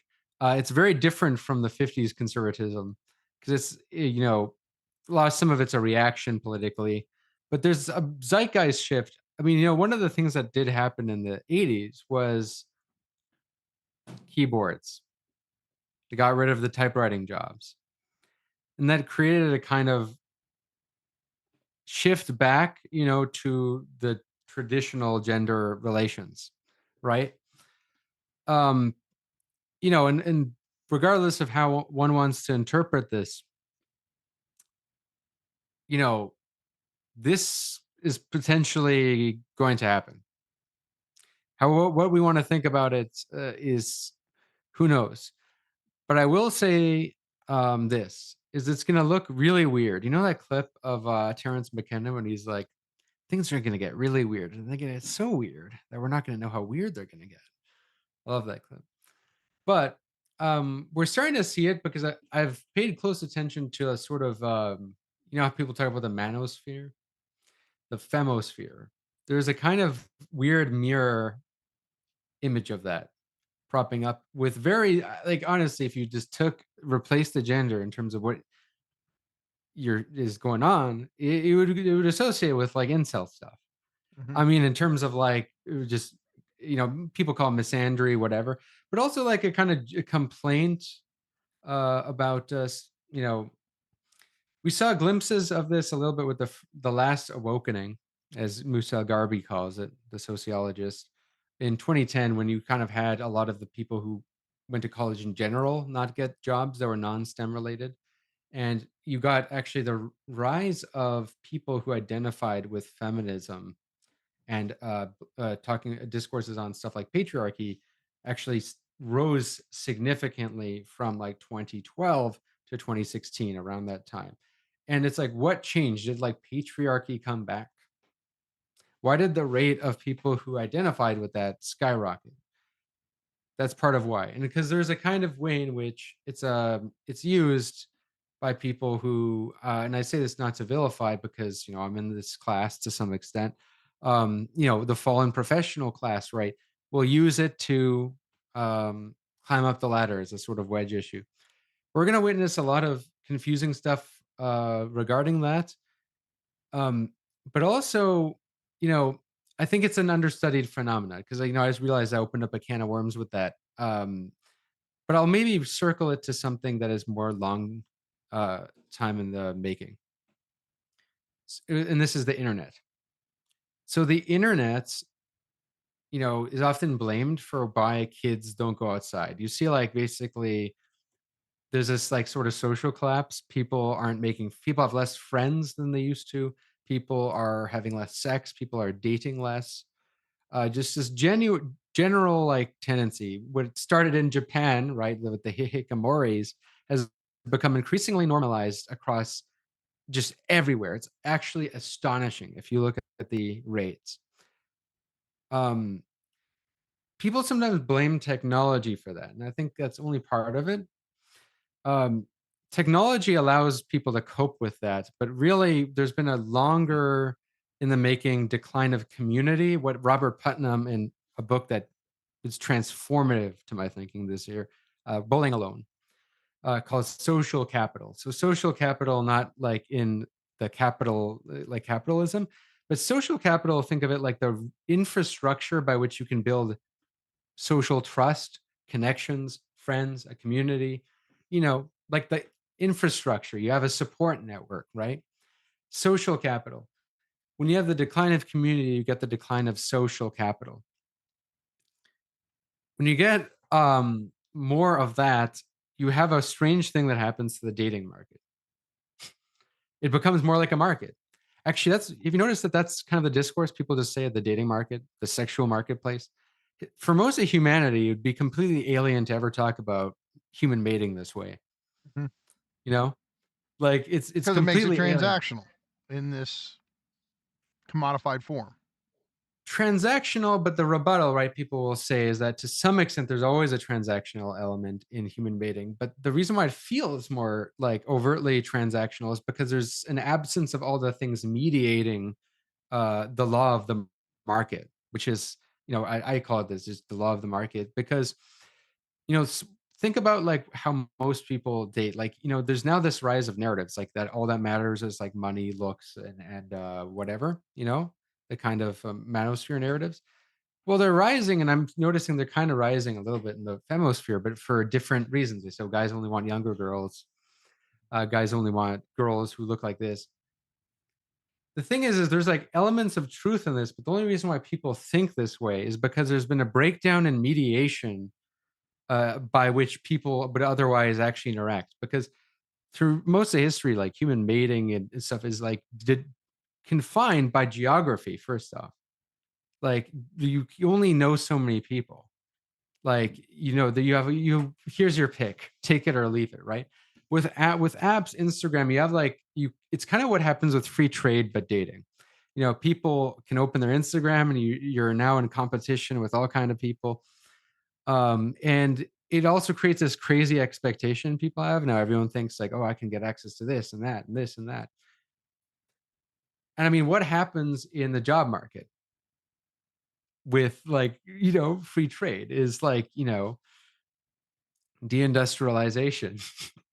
With the globalization of dating, the broader deterritorialization of it, which, the apps are more or less, you have infinite options, yet people are dating less.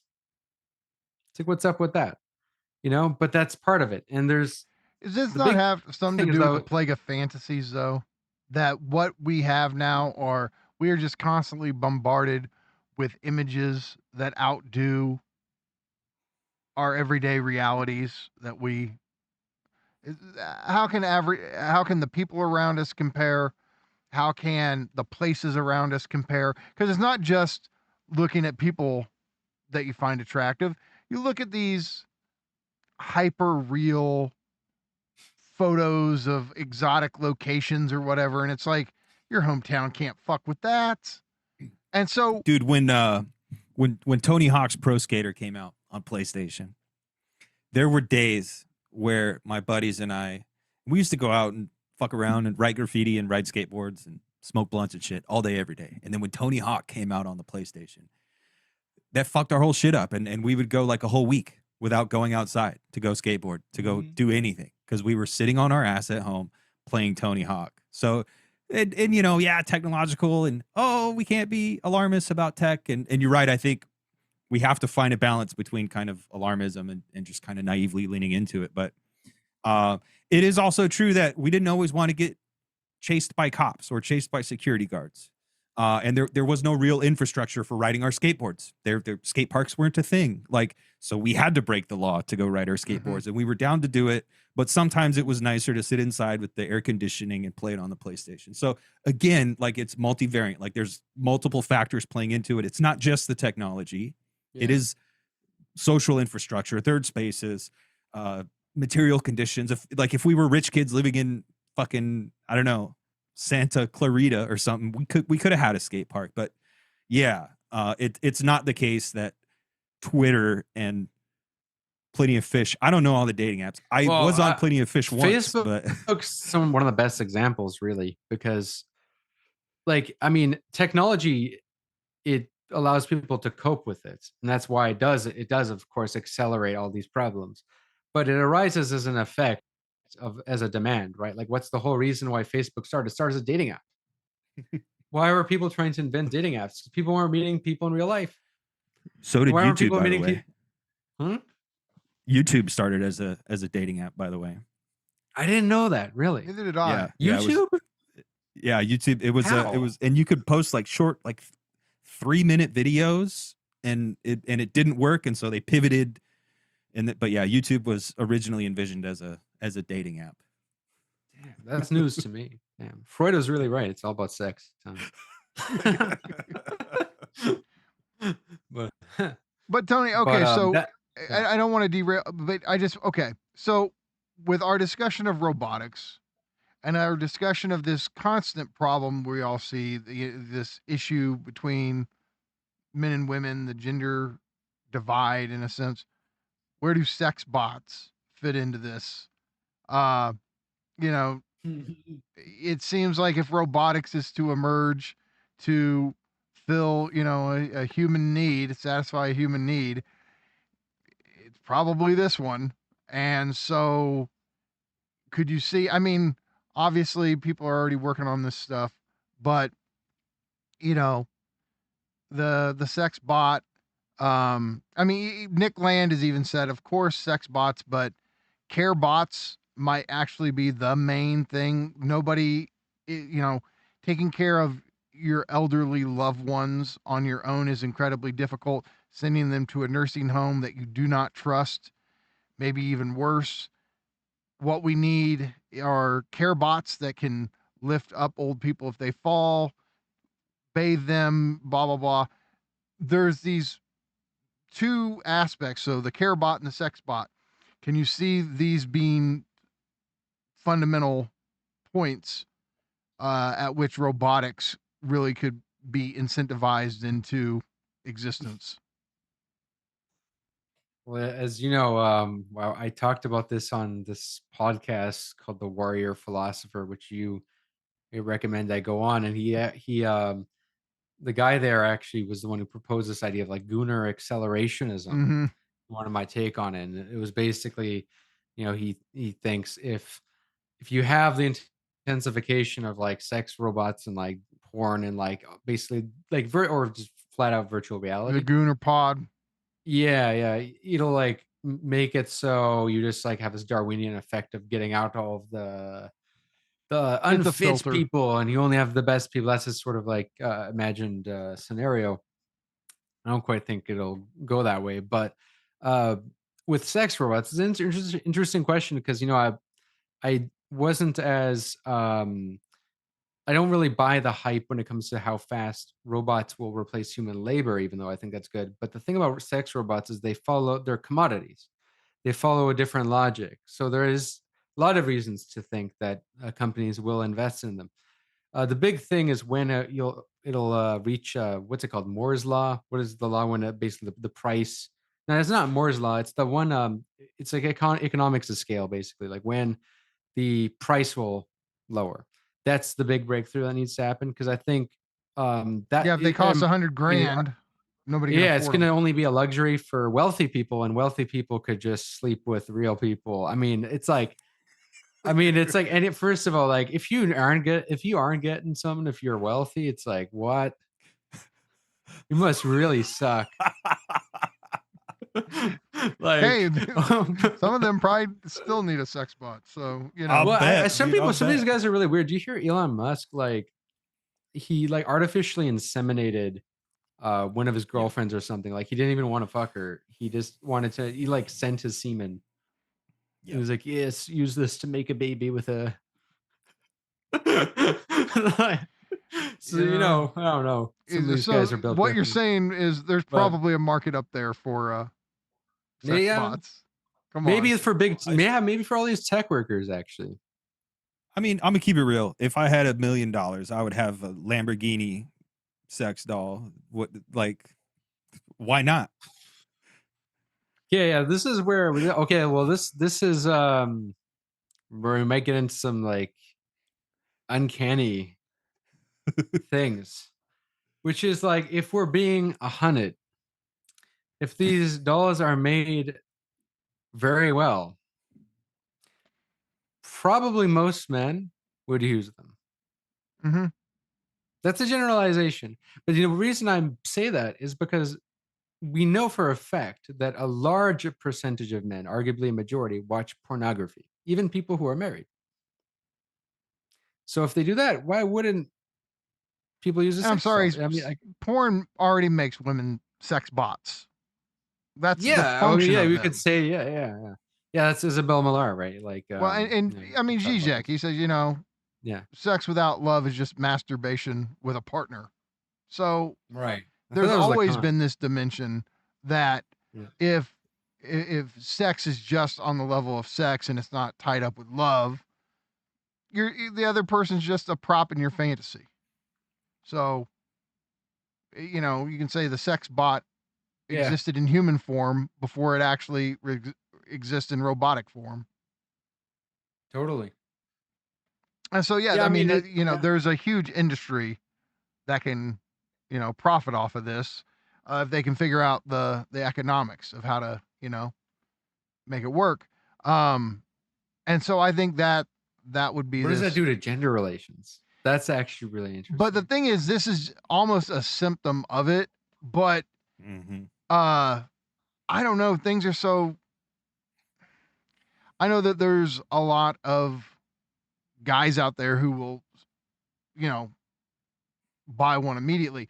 I don't know how it works for women because look, people can talk about these differences, but look, on just the level of like normie I think they would use desire, it too. guys like they're attracted primarily at first, at least, to what they see. This is not a shocker to anybody, right? Uh, and women they desire status for the most Every part. woman I've ever slept with has a dildo and uses it. But not. Yeah. But men will this, fuck sex dolls. Do women want actual doll? A dildo So- What is is it? different than the doll. That's a great point because I thought about this when I went to Japan, like around right before COVID, and Japan just has these like shops where they have like the craziest sex toys you could fucking imagine. It's ridiculous. Like they had these fucking like ginormous fucking dildos. They had these like they would do crazy things, and I was thinking like, damn, no wonder Japan's not fucking. Like guys have to compete with this. It's like, dude, like, can you imagine the desensitization, dude? It's like, so, porn desensitizes men, right? But desensitizes women. So I think I could totally see why, women would use sex dolls. I mean, I don't think they wouldn't. However, I think there is something that will keep this is a sort of like, it'll be like a luxury good. Mm. You know how like men do this, they like to have their trophy wives, girls like to have their trophy husbands. They like to take them around like a little dog and put them on Instagram and like be like, look, yeah.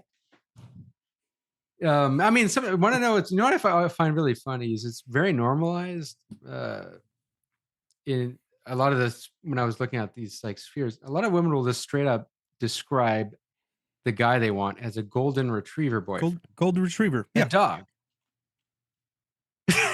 Like I just find that hilarious. It's because it's like the inverse. But I think it's so like really like the kind of sex bot is a continuation of that logic. Really, it's like you're just gonna have your masturbation toy, and it's gonna be like that scenario Žižek said. I take my dildo, you take yours, and we And they do it for us. We can have a nice conversation. But yeah, man, I do wonder though, like, I also think a lot of people date for intimacy because there's actually a big relationship between people who have divorced parents or an absent parent and people who seek out romantic relationships more frequently, and that they're more likely to hop between one to the next. So intimacy is a real drive that gets people to do that. And I don't think that like sex bots will quite remove Yeah, that. I but think here's that the will thing. I still would exist. almost say though, but at the same time, I think intimacy is what so many people are afraid of that the sex bot shields them from. Because you can program the AI sex bot to, oh, I like this, that, and the other features in my ideal partner, just embody that. And so it's a shield against otherness, which intimacy involves standing open to the otherness of the other and embracing the other in their unpredictability, their imperfection. And that's not very efficient. That's not very safe. And since safe seems to be the big word of the last 10 years or so, if you want safe, then have a corporation customize a partner just for you. And now you don't have to deal with all the messy otherness and alterity that comes from gambling on another human subject with an unconscious.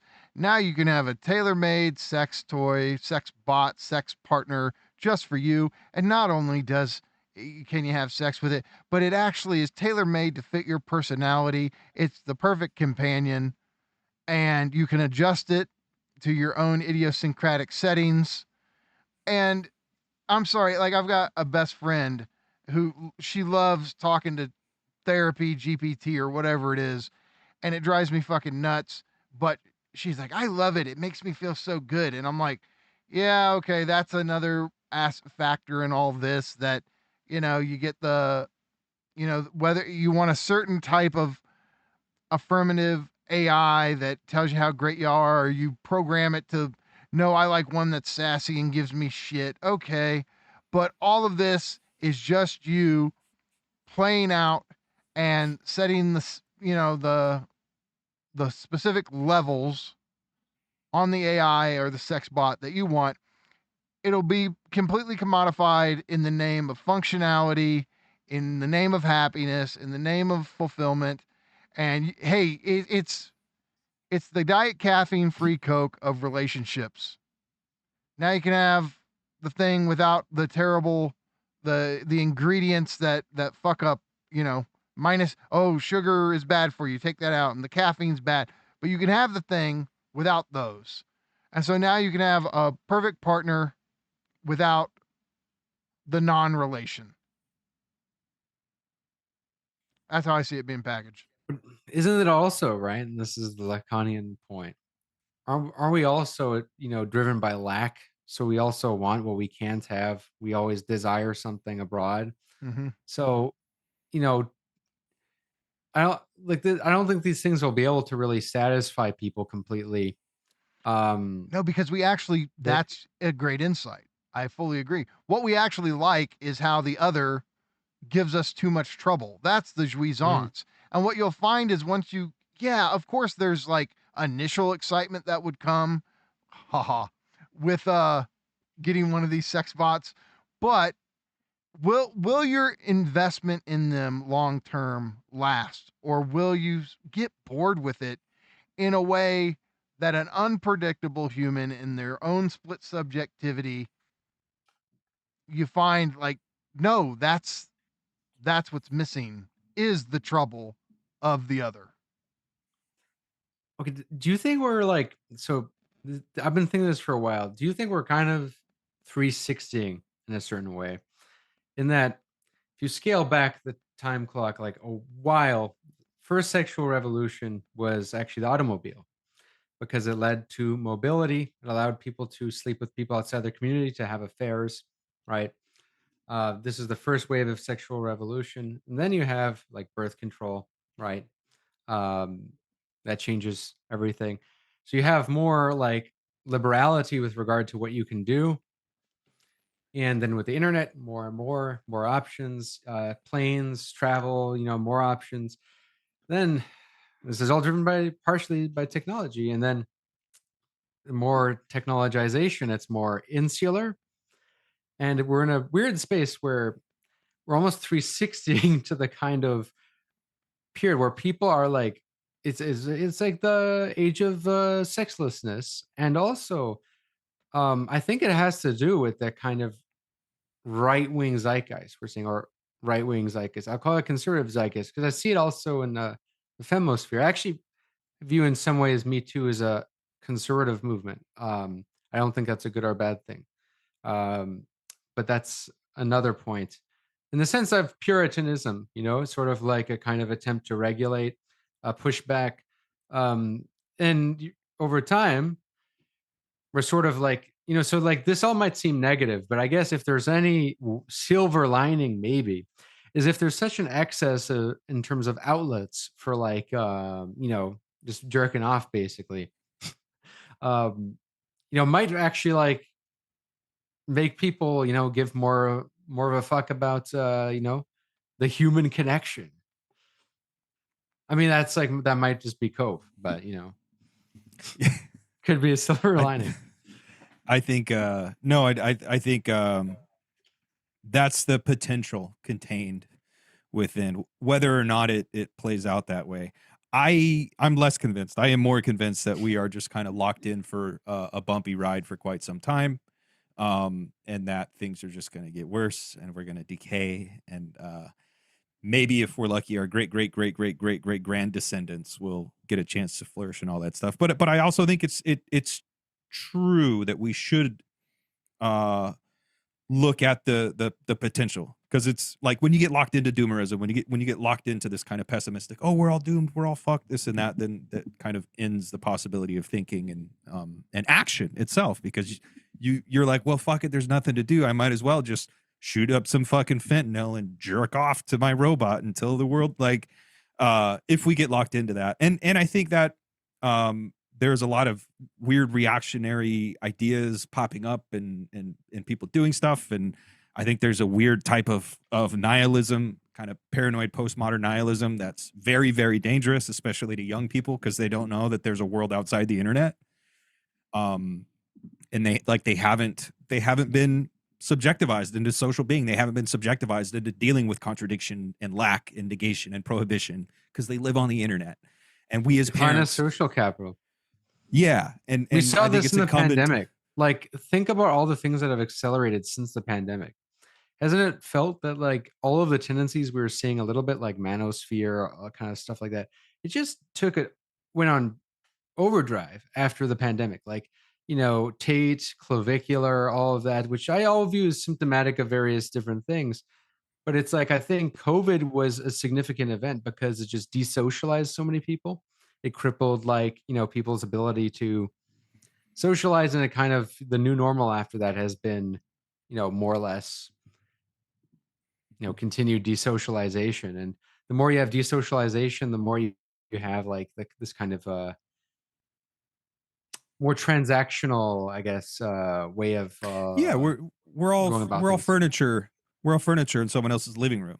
Yeah. I mean, I think COVID is a continuation of the 2008 crash. Like, I don't think COVID stands alone. Like, I think 2008 ends in 2021. Like, I think 2008 was just this 9-year long year.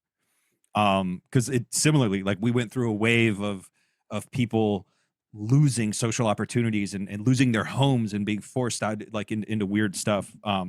But then, of course, I mean, there's always these cycles. Ted Reese is great on this, like, talking and thinking about how these cycles that appear catastrophic from our perspective as subjects and consumers is actually very lucrative for capital itself, and we go up and up and up. But yeah, yeah, and I think it's important to be measured and reasoned. I think it's important to entertain ideas of, oh my God, we're all fucked.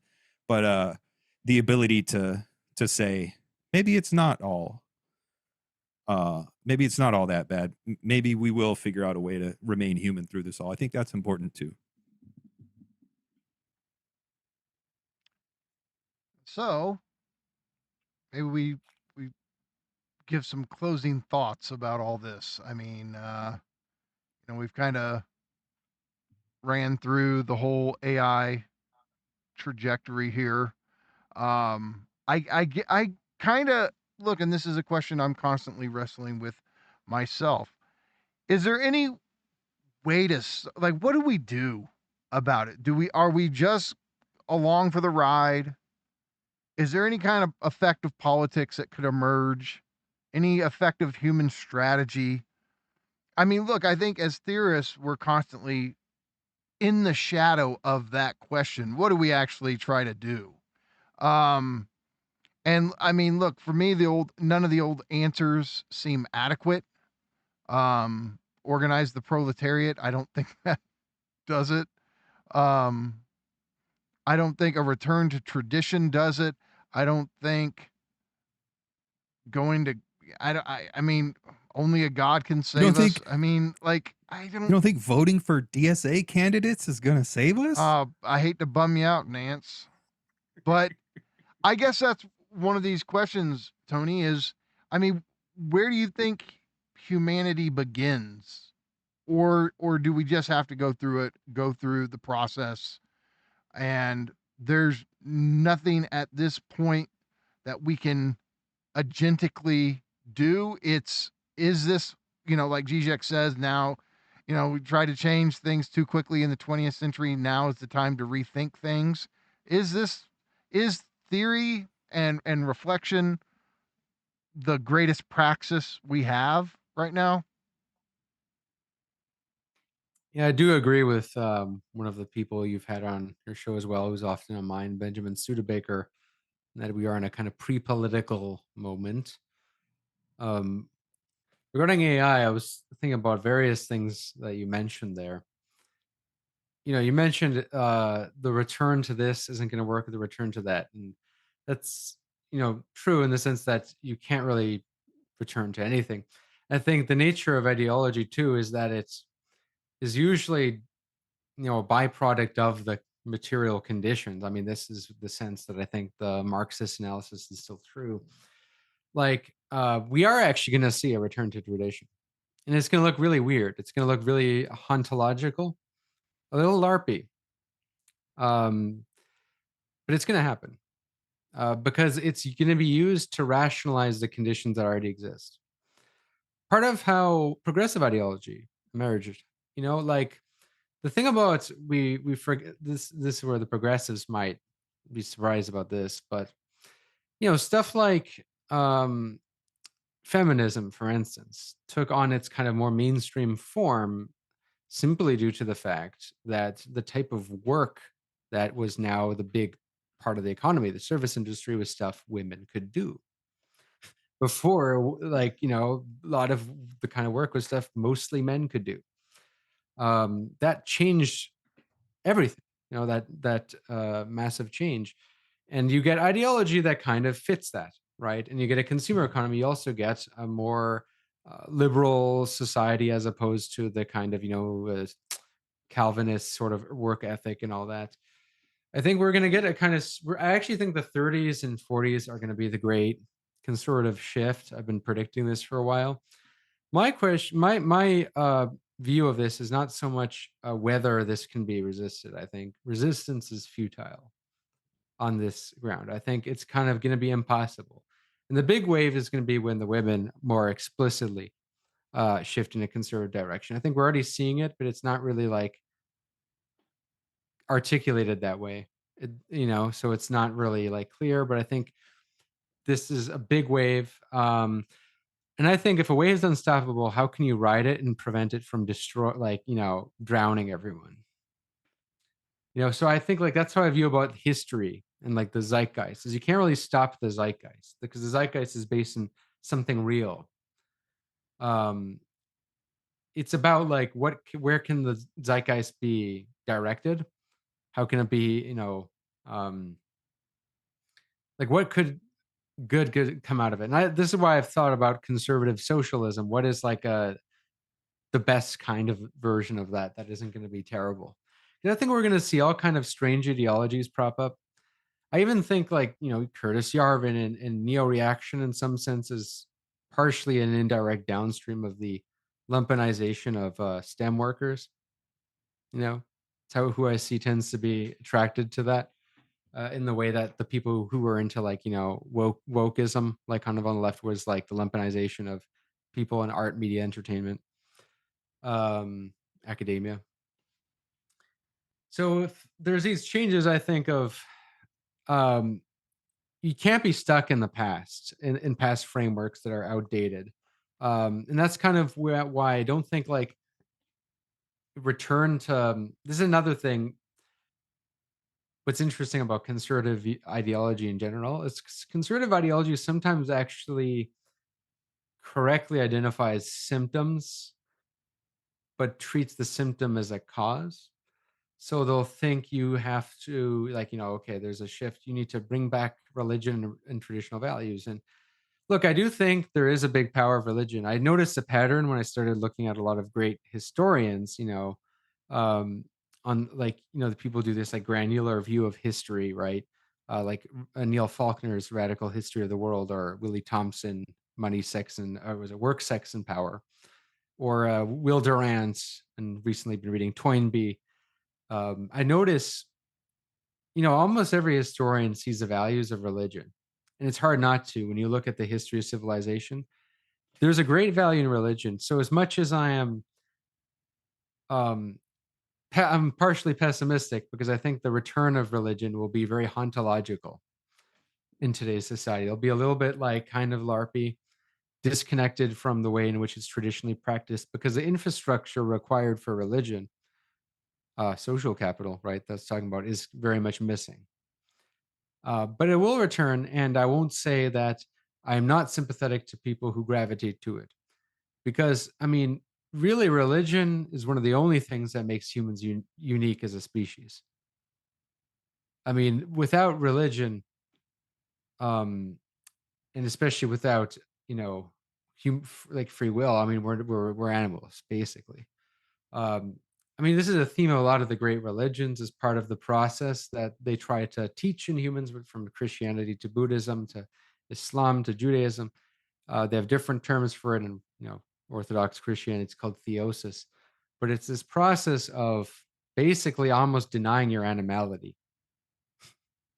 It is this process of overcoming, becoming more godlike, by didn't basically like something as simple as fasting, denying your carnal urges. Um, I think we're seeing a return to that, but the problem is it's because people are living austere lives not by choice, you know, and that's kind of defeats the point, because the whole point of that is partially the free will. So we're gonna see this strange. We're gonna see a lot of like tradcaths. We're gonna see a lot of that of you know stuff like that. But I think the thing to do is not to dismiss this as all like LARPy, because the thing about zeitgeist, it's always based on something real. When a lot of people are thinking something, it's because there's a real phenomenon going on. Like if you look, when I look at someone like Clavicular, the reason people are watching Clavicular and are fascinated with him is because there's something about the world he's reflecting, you know? And that's why I'm a big defender of studying pop culture. There's like, of course, this like the instinct to a lot of people who are like really educated. They like to be all snobbish about popular culture. It's like, oh, that's for the lay masses. Mm-hmm. I don't think you can understand the world without really, or in which the zeitgeist is a big part of that, without understanding like dominant culture. This is why Žižek is so obsessed with films, and I think that's what makes him a great theorist. Is his obsession with films is because that's like a great way to study human civilization, because art imitates life, right? Mm-hmm. Um, but I'm not really sure if I have a conclusion to this. All I would say is keep thinking and keep studying. And if there's a thing that everyone is reacting to that might be outside your bubble, and I say this because I assume you might have a bit of a left wing audience, because a lot of people who do theory, unfortunately, do. It's just a reality. Even if you do talk to Nick Land, even if we're all kind of heterodox in some sense here. I just noticed the theory scene tends to attract left wingers, who I notice tend to be some of the most behind in understanding these sort of big changes. They look at like Clavicular or Tate as singular figures that if you just debunk them, you'll somehow like help the world. right? When it's like, no, we should be looking at this more broadly. And I view that with technology because look at where is AI hysteria the worst? It's the left, if we're being honest, in terms of unwillingness. And I don't even think that's good advice for people. As much as I would say you shouldn't be independent on technology, I think there's a very real capitalist imperative to learn these things because you probably will fall behind. Do you know, in the sense that the people who didn't learn, like learning Excel was the thing for a while, Mhm. people are going to have to be somewhat proficient. And the reality is people can say they're going to not use it at all. They're going to boycott it, but they'll eventually use it and they'll just be worse at using it. And I've noticed this with people who were very, very anti AI who are starting to use it now. They're not using it right. Like I see them use Claude without thinking enabled, or they're using like the worst model of it, and they're having like the instant answers. And it's like you're never going to be able to depend on that. So you need it to work at its utmost capacity. So it's like, you know, learn these things, learn AI, but try to do it in a way that you're conscious of, like self-conscious, because it's easy to get lost in the sauce. To forget Heidegger's term for it, but like where a part of you becomes sort of technologized. He has this term for it. What is it again? In framing. The question of technology and framing. Yeah. Yeah. Well, look, I mean, I do think that these questions concerning God and theology are just going to continue to be relevant and grow in significance. I think that the potential of artificial general intelligence and especially artificial superintelligence is going to be completely shrouded and mediated by theological conceptions. There's no way around that. I mean, Ray Kurzweil, he was once asked, "Do you believe in God?" And his famous retort was, how'd it go? Does God exist? Well, I would say not yet. And so, if there's a super intelligence that actually is functioning and effective on this planet within the next century or so, if that's actually the trajectory we're on, if we have a living God among us, uh, who knows where that fucking goes when it comes to religion? But obviously, it's going to be completely reacted to or embraced against the background of our conceptions of God, Jesus, Allah, you You know, guys know Jacques Ellul?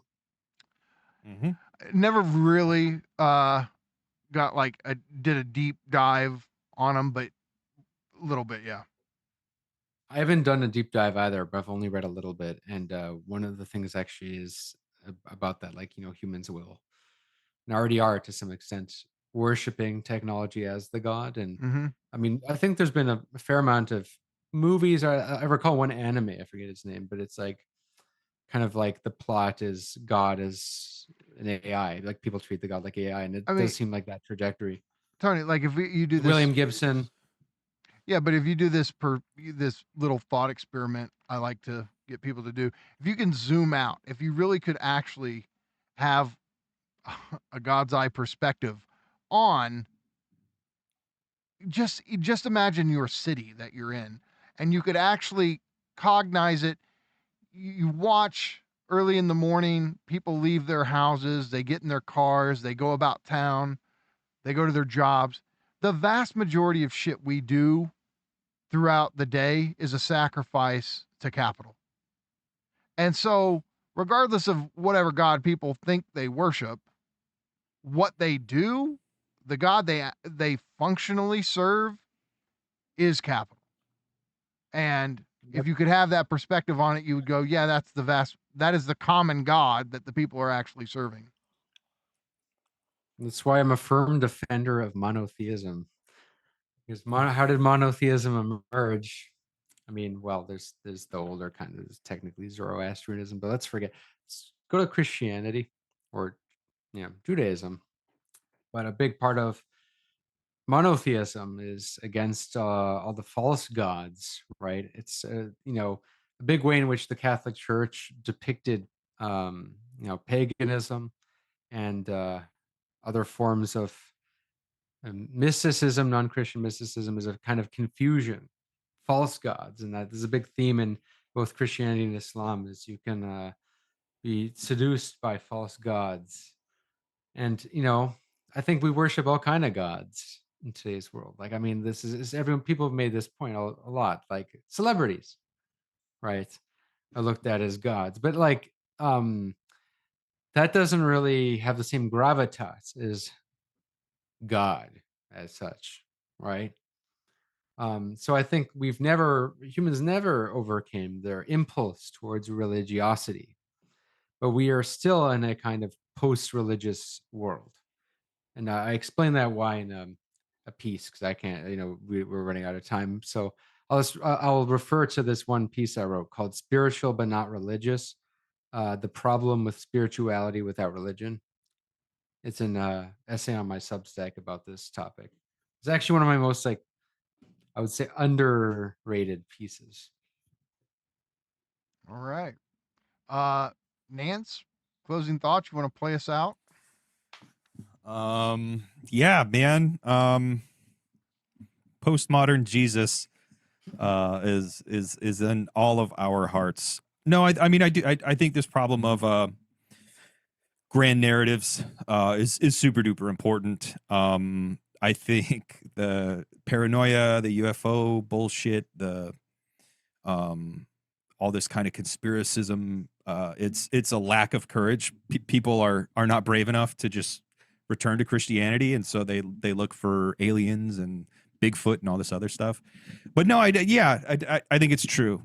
We are in search of, we broadly people are in search of a grand narrative. And along with all the other stuff we talked about, that presents a problem as well that we have to find a way to surmount. And continue thinking. What'd you say, Tony? You said keep thinking. Like no matter what it is, even if it's outside your bubble, even if blah blah blah, whatever. Keep thinking. Don't stop. Don't shut down. Don't retreat. Go bravely into the future. Tony, thank you so much for being here. Great talking AI with you. Lots of other things. I have other discussion ideas for us down the road, but this has been great. Tell people where to find you on the internet. Of course, I expect this to be the first of many conversations. I mean, we've of course had many before, but all three of you, I think, all three of us, I think we could definitely do some more. We could have both of you on One Dime Radio. That would be interesting. It'll be probably a collab either way. But for where people can find me, of course, there's a One Dime channel, video essays, One Dime Radio, the podcast, and my Substack, One Dime Review, which I like to plug that one the most because I'm very proud of that, and a lot of people don't know about that compared to the other stuff. Mm-hmm. Head over to Substack, guys. Check it out. Links will be in the description. Thanks again, Tony. This has been great. Sick.